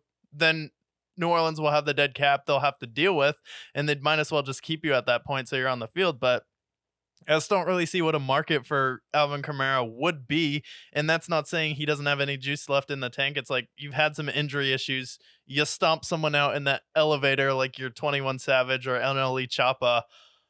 What do we do with that? And also, I don't want to give up a draft pick for you or anything of value. And like for Denver, like I guess because you played for Sean Payton, but is that the only reason why they'd be a fit? Probably. Yeah, and I also think that Javonte Williams is a solid running back too. Like he's a lot cheaper, and I don't know. I think if they can develop Javonte, he could be a pretty. I don't think he'll be Kamara good, but I think that he'd be in a pretty good position there. So honestly, I think that you cut him, you take your losses. He moves on. He finds another situation. They're going to be paying him anyways because there is some dead cap there. So I think that that's ultimately what I would do. I would cut him and see, roll with the punches. Yeah, I would cut him, roll with the punches this year, but for New Orleans, you have a lot to figure out. And as Ted said in the movie Ted, you got a lot of problems, don't you? And what we are about to talk about talk about one of the best podcast transitions in podcast history. The teams that got a lot of problems going into this offseason and in 2024, the teams that are radioactive, have a cap hit, have a toxic head coach at this point that could be on the out here. And we're about to talk about a few teams that we think are going to fall off a cliff next year and be towards the bottom of what they were this season. So why don't you give me a team that you've been thinking about like late at night that just keeps you up like, can't believe they're going to be that bad next year. Oh, are we going like deep or are we just going like the obvious here? Let's go deep and then we'll go obvious. So obvious one here. I think I've already bullied them enough, but I'll mention them again. The Bills. First of all, Stephon Diggs hates Josh Allen for some reason. And they got Von Miller's contract looming, and they have all these other things. Josh Allen's contract to set in. They have, I believe, the second worst salary cap situation in all of the NFL. If they're not second to the bottom, they're in the bottom 5. They have $50 million below the salary cap, or above the salary cap, that is. So they're going to make a lot of really tough decisions. This is a team that last year started off 6-5, got hot at the end of the season, and why they won their division. But overall, like last season, a lot of issues. You saw Josh Allen led the league in turnovers. Not a knock on Josh Allen, but like the coaching with Sean McDermott, should they have kept him? We both believe he should have been let go because of everything that was occurring. There's chemistry issues in the locker room with Stephon Diggs. And then on the other side of it, like, yes, that the rest of that division is in rebuild to some extent. Yeah. But like, there's a lot of issues that they got to solve. They got to draft a receiver. They got to move on from Stephon Diggs, most likely. The Bills, I think, are screwed. Yeah, I think the Bills could potentially be screwed. I think the saving grace is the division that they're in, but I think Sean McDermott is probably on the hot seat this year, especially if he has another playoff hiccup like he had versus the Kansas City Chiefs, where he called one of the dumbest play calls I have ever seen. And you're lucky that Clyde Edwards-Helaire, I believe it was him that fumbled out of the end zone. One of those players on the Chiefs that doesn't matter and shouldn't have been on the field in that moment to begin with. But you're so bad that Kadarius Toney was on your roster, so those players just have to be out there. But that was Sean McDermott's saving grace there. But I think for him, like with the Buffalo Bills, he's someone where I think Mike Vrabel makes a lot more sense than a Sean McDermott. And Sean McDermott is good at building a culture, but Mike Vrabel is good at elevating players' talent, elevating everyone's play there. And Buffalo is still a hard-nosed defensive city. So if we're going to go defense again, I think Mike Vrabel would be an excellent replacement there. So I think they do have a lot of things to work out with. And then it's who is Josh Allen throwing the ball to if Stephon Diggs is gone? And are you going to be able to replace him with a really good wide receiver? Are you going to be able to trade for an Ayuk, Devontae Adams, or hit on a draft pick, which as far as receivers is really hard to do? And I can't think of a really, really great receiver over the past few years that Buffalo has drafted, because they had to trade for Stephon Diggs and then you draft Gabe Davis. Okay. Friend of the show, Gabe Davis. You drafted him. No slight against him. You have some nice players, but I think you have to start going through a little bit of a rebuild and retooling there. But the only saving grace is that team in your division that can't beat teams that have motivation, a chip on their shoulder, sound fundamentals, good coaching, good players, and oh yeah, a winning record unless it's the Dallas Cowboys in Miami. what the fuck are the Dolphins doing? I mean, honestly, I keep hearing about, oh, look at this offense. Mike McDaniel's and that team racking up yards. I'm like, great. You rack up yards against the worst teams in the league, against the Jets, against the Giants, against the Cardinals, against some of the worst teams I've ever seen step on a football field. And sometimes I'm like, is this a soccer team that suited up in an NFL uniform? And then Tyreek Hill is running past everyone there. You have the Tyreek Hill contract, and it's all centered around this offseason. Are we going to pay Tua? I was like, okay, we're about to find out how dumb that Miami Dolphins are this year, because Tua in the playoffs, I'm just like, wow, what a disappointment for a guy who is supposed to be one of the best throwers of the football. He's accurate. He's on time. I saw no timing. I see this guy get flustered versus the best teams in the league. And then you beat the Cowboys. That's nice, but you didn't do anything against good teams. So how am I supposed to believe the Miami Dolphins,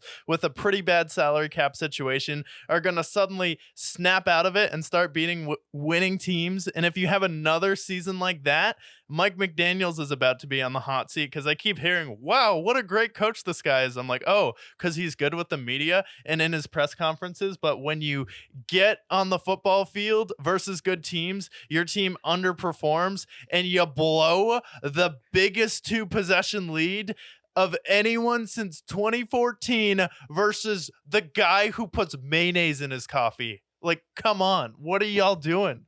Yeah, honestly, you know what? I talked about the Bills last segment. The Dolphins are more screwed because they don't have a Josh Allen. They don't have the defense that's been built there. The Dolphins have to decide who's going to throw it to Tyreek Hill, because Tyreek Hill is going to take $30 million of that cap. And then after that, it's like, you have some nice players on defense. Christian Wilkins, will they keep him? Will they keep Derek Armstead? Will they keep all these players here?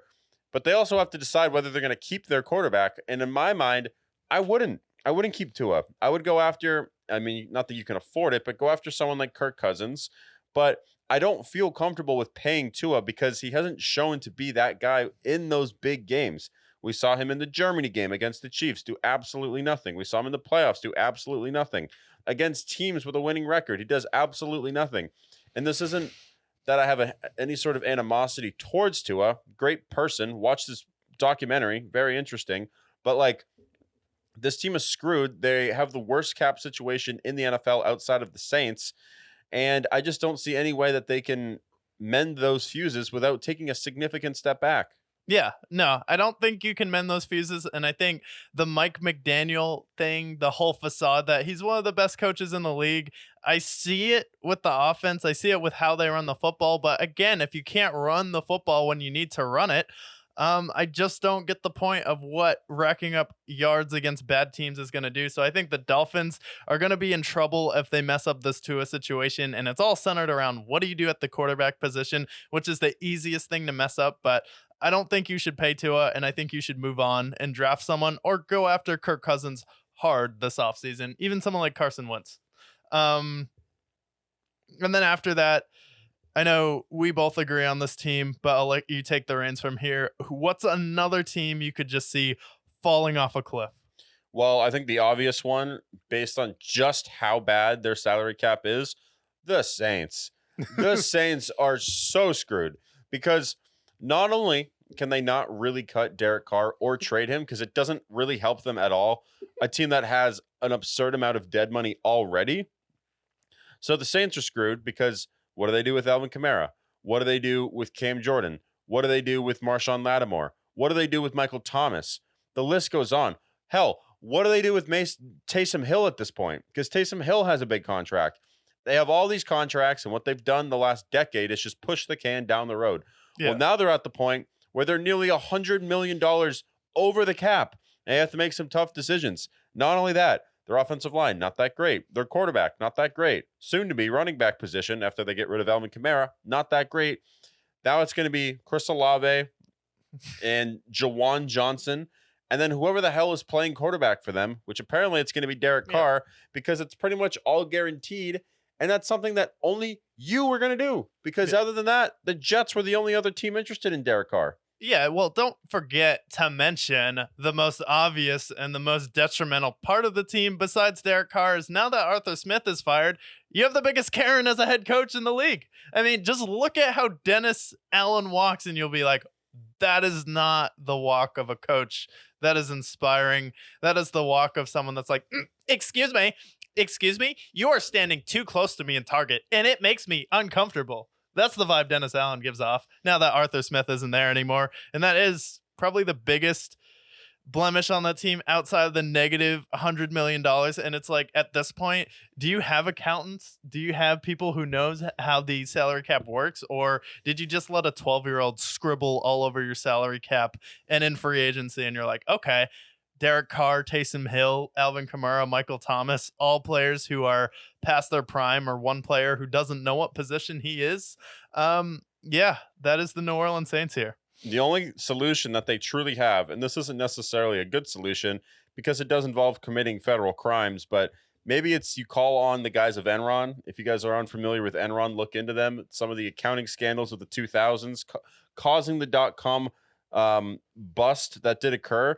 Maybe if you can fudge the numbers a little bit with your salary cap, do a little bit of a wink nod with Marshawn Lattimore, wink nod with Alvin Kamara, maybe then there's hope. Maybe if you commit accounting fraud, then maybe there's hope there. But other than that, the Saints might actually be the worst team in that division next year if the Carolina Panthers have an ounce of intelligence.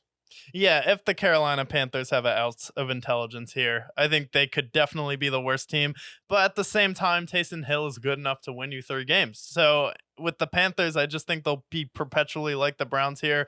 But the biggest elephant in the room, or you could say horse, because that's what this team relates to, the Dallas Cowboys. Not only are you in salary cap hell, but you have not one, but 2 major players that you need to sign here. And then after that, next year, you need to decide if you want to re-sign Dak Prescott. Well, why can't you just trade Dak Prescott and get someone really good in the draft and pass him off on a stupid team like the Carolina Panthers or another bottom-dwelling team in the league? You're like, well, the guy who's average, the guy who's mediocre, the guy who couldn't outplay Jordan Love with, according to Colin Cowherd's sources, the guy can't play football and his family hates him. And he lost to that guy in the first round. And you have to not only pay Micah Parsons, you have to not only pay CeeDee Lamb. You are negative in the cap right now by roughly $20 million. Your offensive line is getting older by the year, and it was the best offensive line in the league when Tony Romo played, when DeMarco Murray was on that team, when you led Darren McFadden to a 1,000-yard rushing season. That's how old this offensive line is. And not only that, your star player, Micah Parsons, only has 1 sack in 4 playoff games. And then not only has he played 3 years in the league, but he thinks he's seen everything at this point. And then, oh yeah, you can't beat winning teams, and you couldn't even beat Miami last season, and you only won your division because the Philadelphia Eagles fell off a cliff at the end of the year. But you have the Commanders. I think the Philadelphia Eagles bounce back, or at least move on from Sirianni.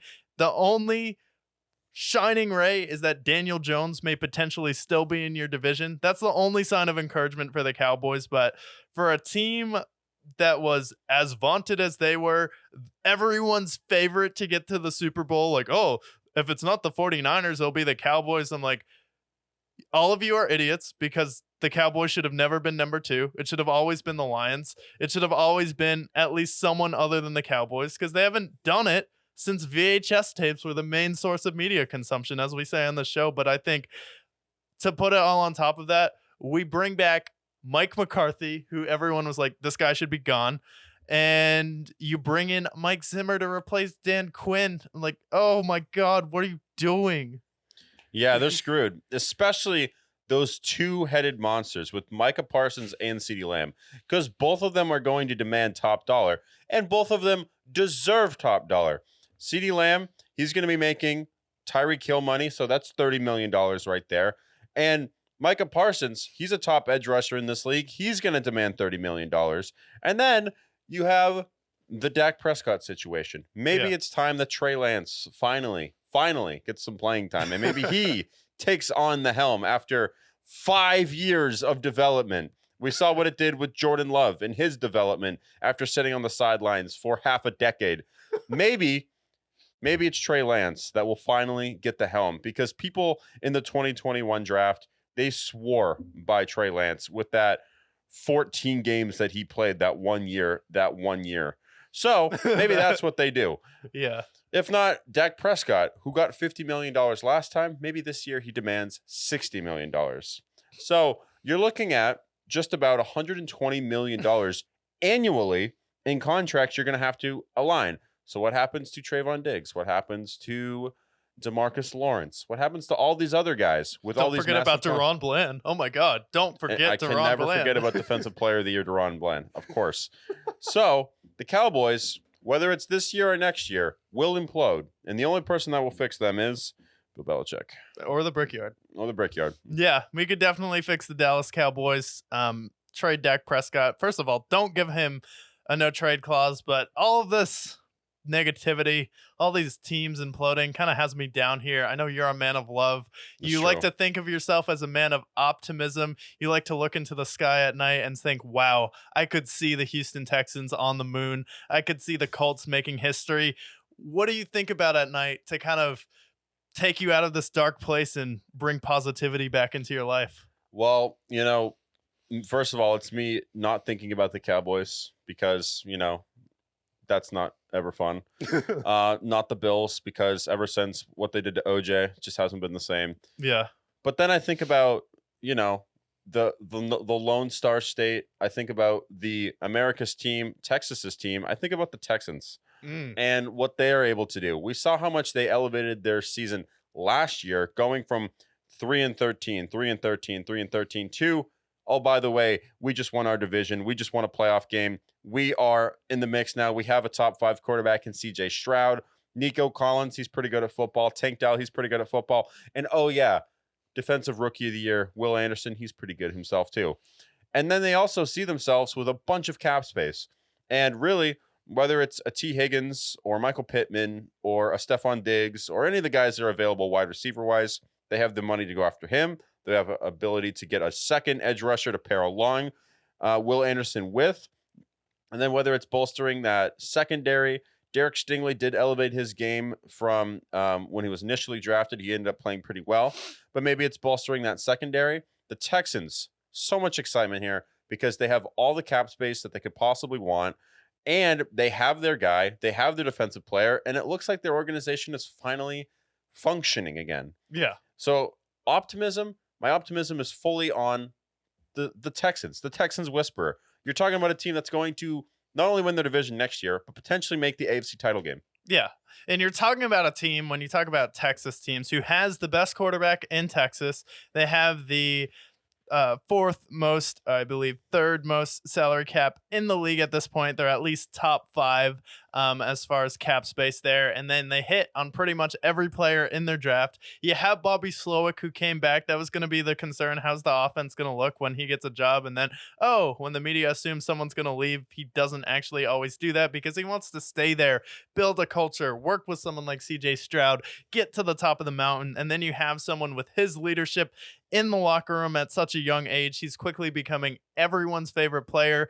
We called the Texans season before a snap was played. We were like, this is going to be a 7-9 win team coming into the season. Everyone laughed at us, called us crazy, but they don't call them the Texans whisperer for nothing. So I think the Texans are right up there. Agree with everything you said, but I'm going to go with some optimism. Going to switch to another team, to a different conference. I'm going to switch to a team in a city that has kind of been on the downturn trajectory, has kind of lost its glory days, and they were kind of written off last year, but they made the playoffs. Everyone was a little surprised, eliminated in the first round, but everyone's like, oh, okay, I guess they're going to be back over the next few years here. Why not the Rams? You finally have your first round pick again. You have Puka Nacua, who went out there. Yeah, he plays with Matthew Stafford, so he broke every single record like every receiver who plays with Matthew Stafford does. So that's great. And we have Kyron Williams, and we have Derrick Henry, who's obviously going to sign with them because LA stars. Sean McVay loves going out there and having stars on his team.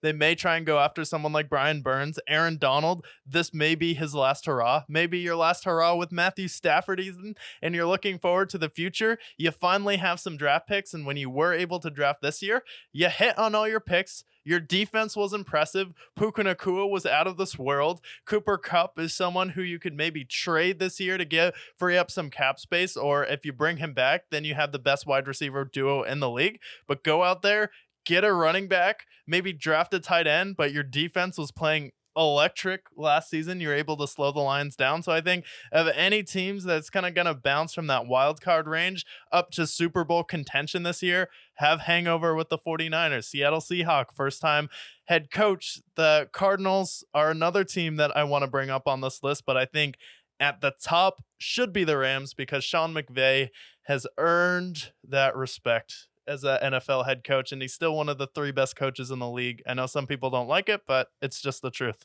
It's just the truth. I'll bring out another team because everyone's down on them this year because of all the injuries that they had, because of the question marks. But at the end of the day, they still have a top 5 quarterback. Yes, their division is hard, but they have been perennially in that mix the last several years, ever since they got none other than Joe Burrow himself. I'm talking about the Bengals. The Bengals have the 5th most cap space. And to me, when I read that, I'm amazed by it because they already signed Joe Burrow. I know that Jamar Chase is going to get his money soon enough. I know T. Higgins' contract is looming. I know they're probably going to tag him potentially. But they also, seems like they signed every single offensive lineman in free agency the last several years. And yet they still have cap space? Where do they find this money? Are they with the cartels? Are they channeling money to Cincinnati so that they can take down the Kansas City Chiefs? Because if so, it's working, and it's working great. So for them, maybe they're somebody who's interested in getting a Derrick Henry. Maybe they're somebody who wants to go and bolster that defense. Maybe they don't want to, just bolster up the defense as a whole, or maybe their offensive line can finally function as it should because they signed every offensive lineman the last several years to make sure that offensive line doesn't suck, and it still does. So the Bengals are exciting because their schedule next year, I believe they finished last in their division, so they're going to have the last place schedule. So you're going to see them face the Patriots. You're going to see them face the, if they face the NFC South, maybe they face the Carolina Panthers. Maybe it's a team like the Giants, the Titans. Either way, they're going to be facing the worst possible teams because they finished last. So that's a very interesting team right there. Yeah, and as Floretta said, I don't like this pick. I love it. And you go over all of that, and then you also forget that Cincinnati has been one of the strongest teams drafting defense over the past few years. You still have Lou Anarumo there, who for some reason can't get a head coaching job. So Joe Burrow staying healthy, you have all of this cap space. You're going to have the same squad back. All you need to do is run it back with the same team. But the fact that you'll be able to add talent here, go after some of the big players on defense. Maybe that's someone like Justin Madubuike from the Ravens. Maybe you go after someone like Christian Wilkins to add more depth, but your front line is really good. So you can go after someone like Marlon Humphreys, who wants to get back at Kansas City, who's like, well, I was with the Ravens, and Lamar Jackson is scared of playing Patrick Mahomes. But Joe Burrow relishes in the moment of being able to take down someone like Patrick Mahomes. And I think the Bengals are going to be the kind of hero of the league, where it seemed like everyone hated the Bengals last year. They didn't like what they were about. And then they saw the whole Taylor Swift thing, Travis Kelce and Mahomes, and them getting back there. So I think people are going to rally around the Bengals as the best chance to beat the Chiefs next year and finally come around to our side, where like outside of the Chiefs, this is the best team in football. Yeah, I think so too. And I think especially with the schedule, especially with them being the only team that isn't scared of the Chiefs, I think they're a team that's definitely on their trajectory. Yeah, but unfortunately they're in the same division as the Texans, but they have more cap space. They have potentially one of the young, bright offensive head coach. We could be witnessing the rise of the next Shanahan, the next Sean McVay. We saw that he was the catalyst of the Philadelphia Eagles Super Bowl run here. My God, are the Colts going to be absolutely terrifying next year? We have the Jonathan Taylor contract figured out. He'll be back. We have one of the best coaches at developing a run game, and he resurrected Zach Moss's career. We have one of the better offensive lines in the league. All we need to do is go out there, get another weapon with our our $58 million in cap space. We drafted an amazing player in Josh Downs last year. We have a pretty good defense, but it can definitely be bolstered up. And if the Indianapolis Colts can figure out how to get a shutdown defense and keep Anthony Richardson healthy, holy crap, this team is terrifying. I mean, one of the most fun players to watch until he got hurt was Anthony Richardson, and it was just chaotic, dynamic. We have Michael Pittman, Alec Pierce, Josh Downs. I think the Colts are going to be absolutely electric to watch next season. Oh yeah, 100%. I'd love to see them get someone like a Brandon Ayuk, or honestly, in the draft, if they can get someone like a Brock Bowers, if Brock Bowers somehow falls to them, that would be amazing because they really need just like offensively, they need a tight end and maybe another receiver, or maybe they keep Michael Pittman if he's if they can sign him too.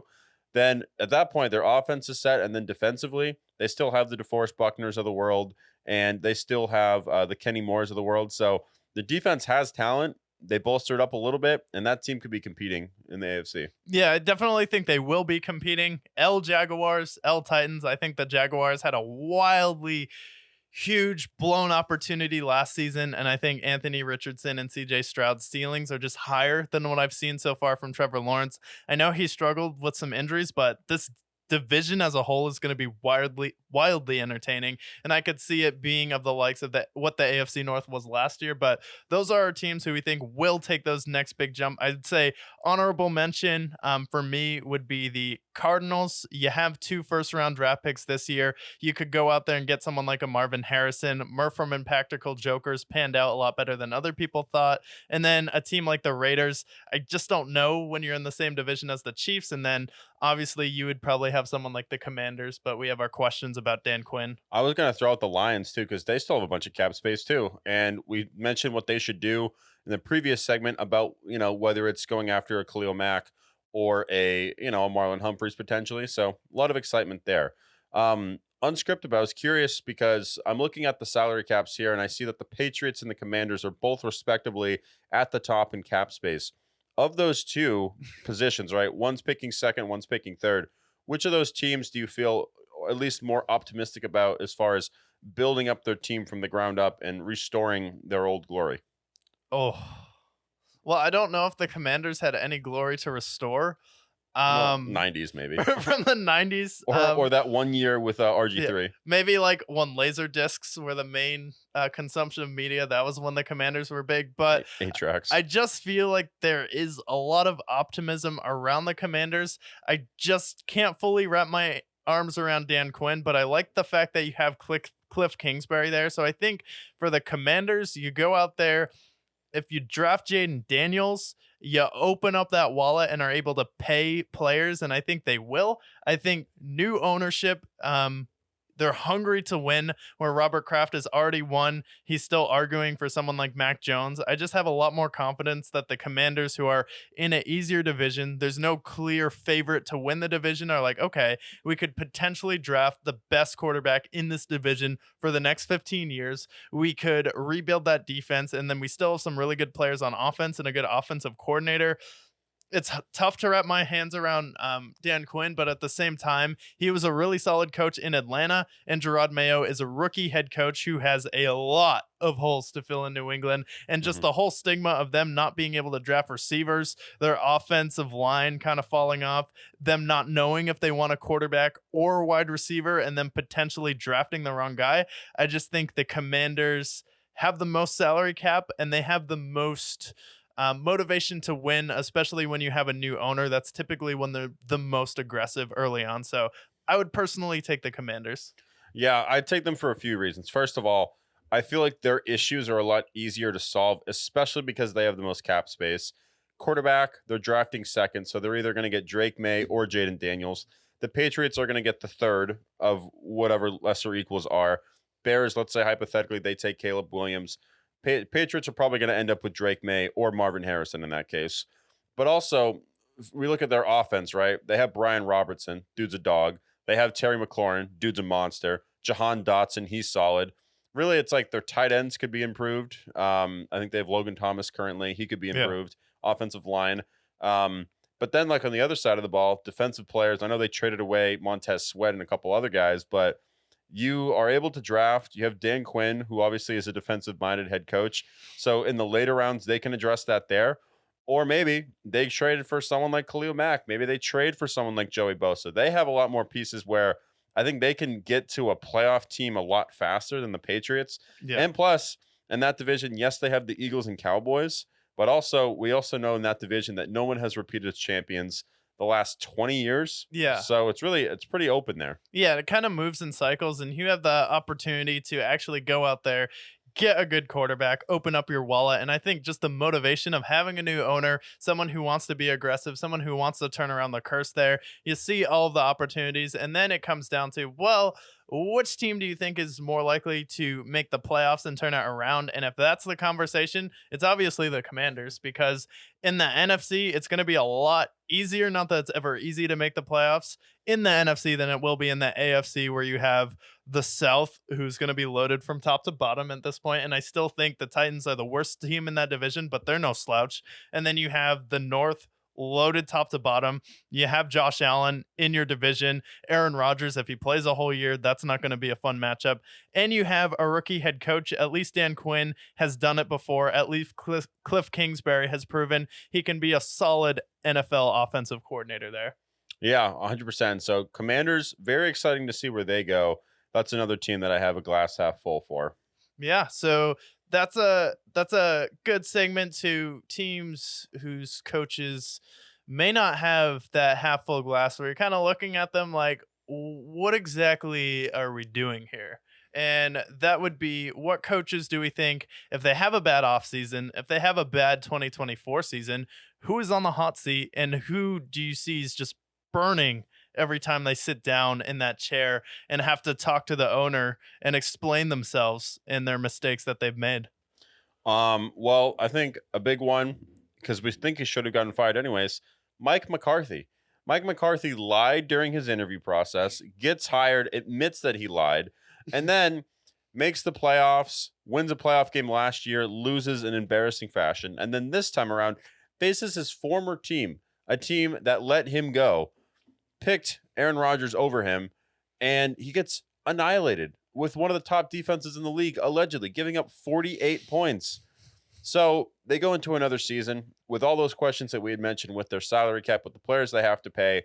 They're going to still be able to perform. They're still going to be in the mix. If they go out there and they embarrass themselves again, Mike McCarthy already should have been gone, but at this point, he has to be gone. And then at that point, they look to a Mike Vrabel, they look to a Bill Belichick, or maybe they look to a Bobby Slowick. But they need to do something, because if he fail again, Cowboys, they got to break the curse somehow. Yeah, Cowboys have to break the curse somehow, and it's definitely coming in, bringing a young offensive-minded head coach, and then also not having Dak Prescott as your quarterback, and that's going to be the way to get over the hump, because you can't pay a mediocre quarterback top dollar money, which Dak Prescott demands in the modern day NFL. So I think that is definitely a good shout out, especially Mike McCarthy. It's just, how hot is his seat really with Jerry Jones? Because we saw Jason Garrett and how long he stayed there. And honestly, when he brought back Mike McCarthy, it made me question Jerry Jones' motivation to actually win, and how much he just likes being in the news, making the money. He's already had his VHS tape Super Bowl. So, like, how much desire does Jerry Jones actually have to win was a question I had when they brought back Mike McCarthy. Because if it was to win, you wouldn't have brought him back. Yeah, I completely agree. And then another coach, I don't necessarily know how hot his seat will be, because everyone in the media loves him. Everyone picked the Bills to blow out the Chiefs.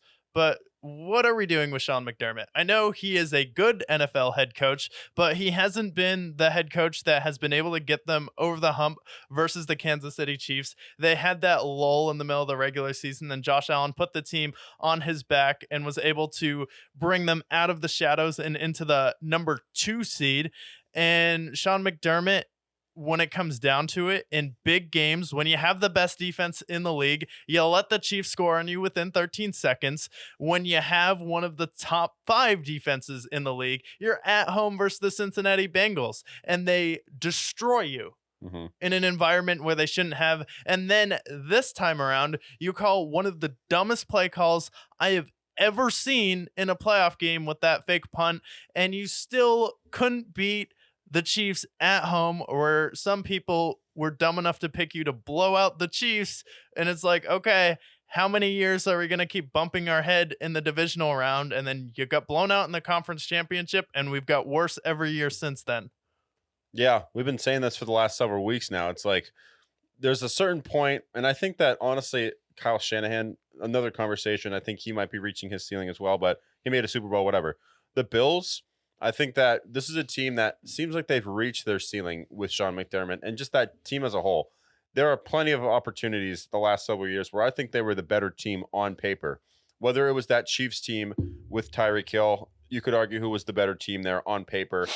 Against the Bengals, I think they were a better team on paper. And this year, they should have been the better team against the Chiefs this year on paper as well. So it's not like they don't have the talent. It's, does Sean McDermott have the ability to elevate them to another level that they haven't reached yet? And I think that certain times, whether it's like the Mark Jackson, maybe he's the Mark Jackson of this team and they'll find their Steve Kerr. But I think that till then, if they have another opportunity and they blow it, then you have to let him go. You have to find that other guy. Yeah, it has to be Mike Vrabel. I think I see him on the Buffalo Bills sideline next year. But yeah, Sean McDermott is someone I've been like, okay, what exactly do you do here? What are we doing here? And it's time to, if we lose in the divisional round again next year or in the wild card round, it's time to go and it's time for a new face. And it's not necessarily anything wrong with Sean McDermott. It's just you haven't been able to get us over the hump versus the Kansas City Chiefs. And Andy Reid and Patrick Mahomes, they're just not going away there.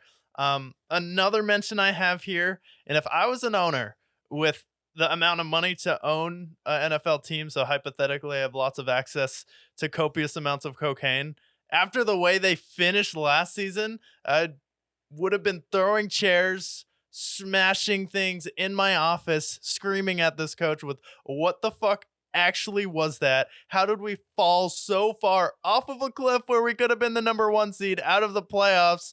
Doug Peterson, you got one more year. You're going to have a tough assignment with the Houston Texans, who are probably going to be better than you.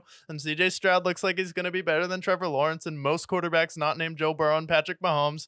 Then you have Shane Steichen, who looks like he's a lot smarter and has a better offensive mind than you do, where he came in there and almost made the playoffs with the Colts this year. What the hell was that last year in Jacksonville?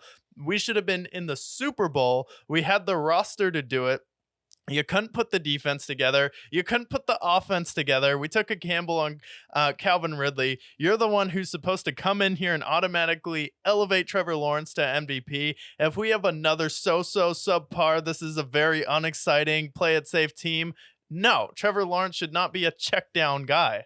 Like, it's time to show out or just get out if you're Doug Peterson. Yeah, it's time. It's still a mystery to me. One of the great mysteries of the world, up there with the pyramids. Where in the world happened to the Jaguars? Because they were at the top of the world. They were 7-4. They were competing with the Ravens for that 1 seed. And then they forgot how to play football. And it was because Christian Kirk got hurt. Christian Kirk, by the way. This is a guy that we put in the same conversation as like a Cortland Sutton or, you know, someone of that, maybe a Brandon Cooks at this point in his career, level player. It should not, maybe you take a step back offensively, but it should not be the fall of the Roman Empire. No. With losing Christian Kirk, especially when you have Evan Ingram, whose career improved in Jacksonville, Calvin Ridley, who has been a one elsewhere, with Trevor Lawrence, the prince who was promised. What's going on here? Because it's insane to me that they fell off as hard as they did and how pathetically they did. Because down the stretch, they looked bad at certain points. And you also have Travis Etienne.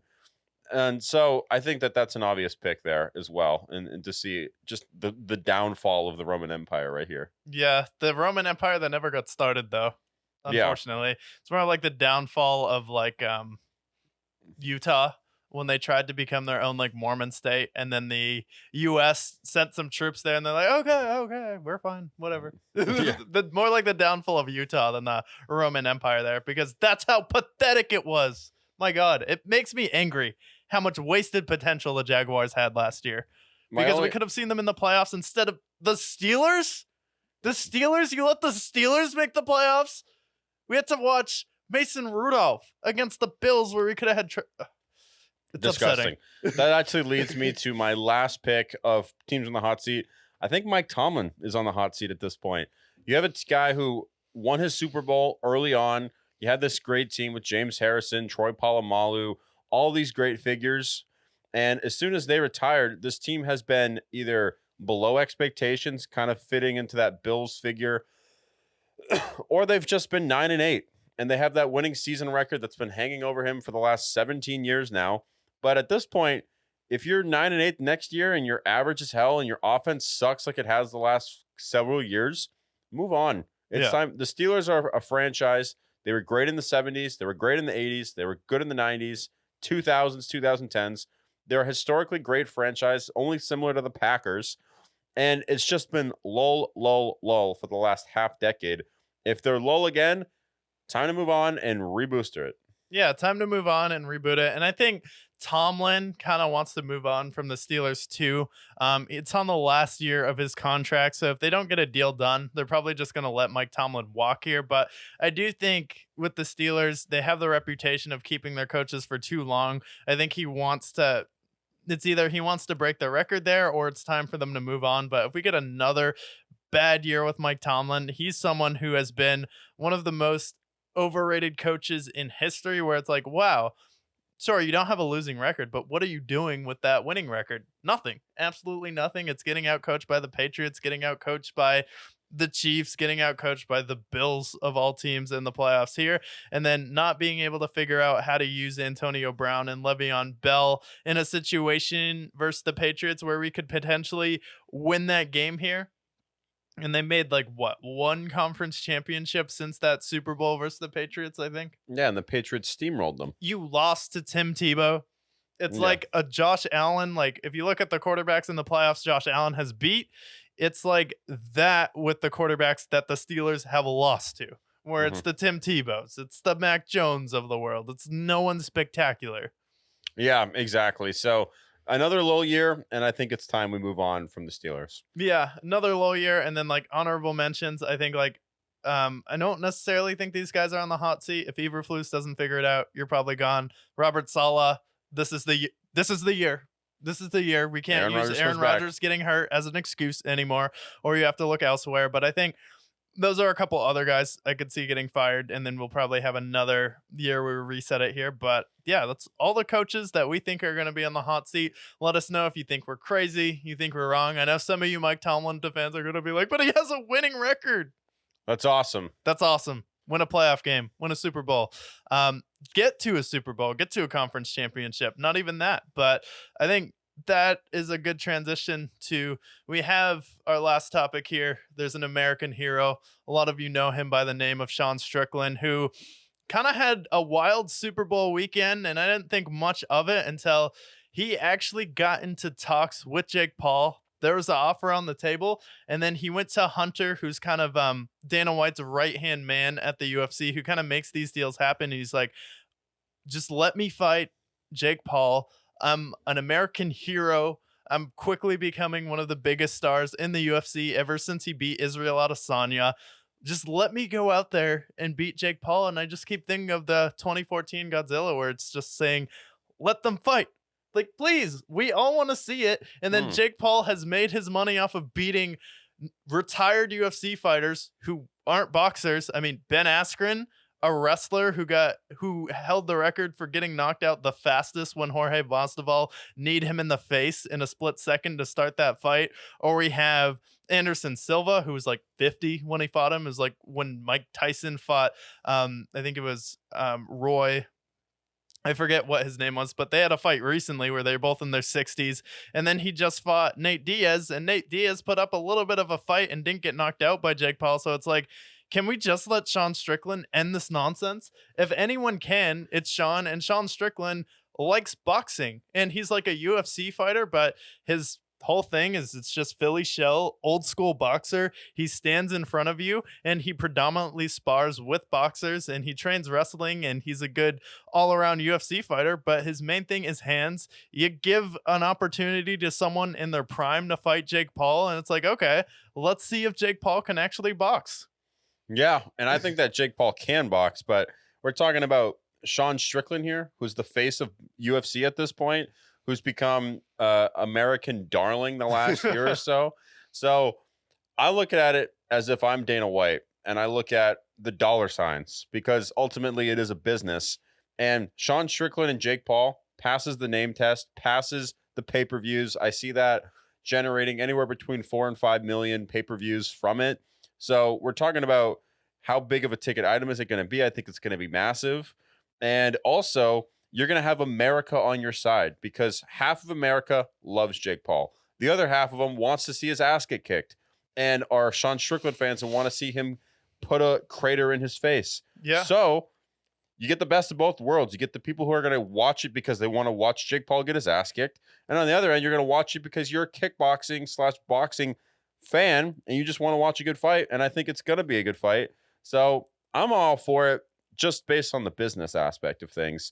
And also because I'm kind of on the Sean Strickland side where it would be fun to see Jake Paul get his ass beat as well. Yeah, definitely. And it's like, you can't let him keep getting away with it. He's beating up all your old retired UFC fighters. We don't want to see that anymore. Give him someone who's in their prime, like a Israel Adesanya or a Sean Strickland. And it's like, for the reputation of the UFC, for the reputation of America itself, let Sean Strickland reset the timeline, please. Because if he goes out there, stops the whole influencer boxing, he goes out there, beats up Sneeko. Everyone has a problem with that, but Sneeko wanted to spar him. And if you spar Sean Strickland, he is notorious for not holding back in sparring. So it's like, you need to know who you're in the ring with. And Sean Strickland was fine doing it for free, but the UFC is getting in the way because they're like, well, Jake Paul's audience doesn't buy tickets and they don't buy pay-per-views. And then basically they're saying that Jake Paul's events really don't generate as much money as he said on the front end. I can't confirm it, but that's just what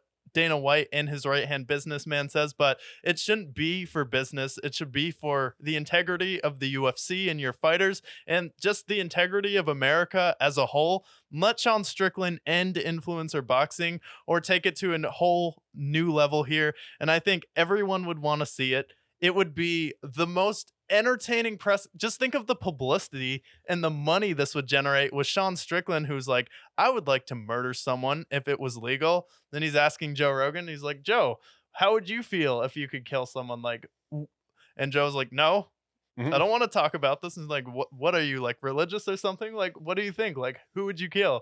It's like, that's the type of guy who's like, he doesn't even want to fight for money. He would be talking the craziest shit, and then Jake Paul would kind of also be talking the craziest shit, and they're both really good at promoting fights. So it's the best of both worlds. The dollars shouldn't matter. It should be the reputation of the UFC, boxing, and America as a whole on the line here. And Sean Strickland has the potential to reset the timeline, and I think everyone would love to see this event, and the dollar signs shouldn't matter. Because Conor and Floyd, they're like, well, look at all the money that it'll generate. Okay, cool. But Sean Strickland knocking out Jake Paul, this shouldn't be about money. This should be about integrity, justice for all on this President's Day that we're recording it. Yeah, 100%. And then also on the other end, God forbid Jake Paul wins. He legitimizes himself as a boxer. We talked about, he mentioned he wanted to be in the Boxing Hall of Fame. If he could beat Sean Strickland, he has a better case because now he can say, well, I did beat Sean Strickland in his prime. Yeah. And he influenced the, the streamer influence of boxing. So I think that it's a win-win for both of them, and it's good for America. And I heard that the American democracy is actually dependent on the win of Sean Strickland. Yeah. And if he does lose, then down goes America, down goes the US dollar, and in comes China. Yeah, it's officially over. China would take over. And then I don't know, if we can't get justice for OJ Simpson, let's get justice with Sean Strickland fighting Jake Paul. And the criticism with Jake Paul is like, oh, he pays people to take a dive, especially in the Andre August fight, like, which is highly illegal, first of all. But also, Sean Strickland, we know, would not take the money to take a dive there. He's willing to do this fight for free, off camera, in the desert, in the middle of nowhere, with just him and Jake Paul. He's just interested in hurting people, and that's what he likes to do, and that's why he gets paid to do it. So it's in a great industry. Yeah, he's in a great industry for that. So it's like, we know Sean Strickland won't take a dive. So for integrity, if Jake Paul wants to do it for his fights, it's like, okay, just let these two guys go after it. And Sean Strickland may not even get punched in this fight either. Dana White, do what the people want. Think about justice. Justice for all, American freedom. Sean Yeah. Strickland, Jake Paul. It's that easy. It's that easy. You already got justice for the Nelk boys by ripping Bob Menery a new asshole. Let Sean Strickland do the same for us with Jake Paul. Yes. It's simple. And, Exactly. and most importantly, Stay brick.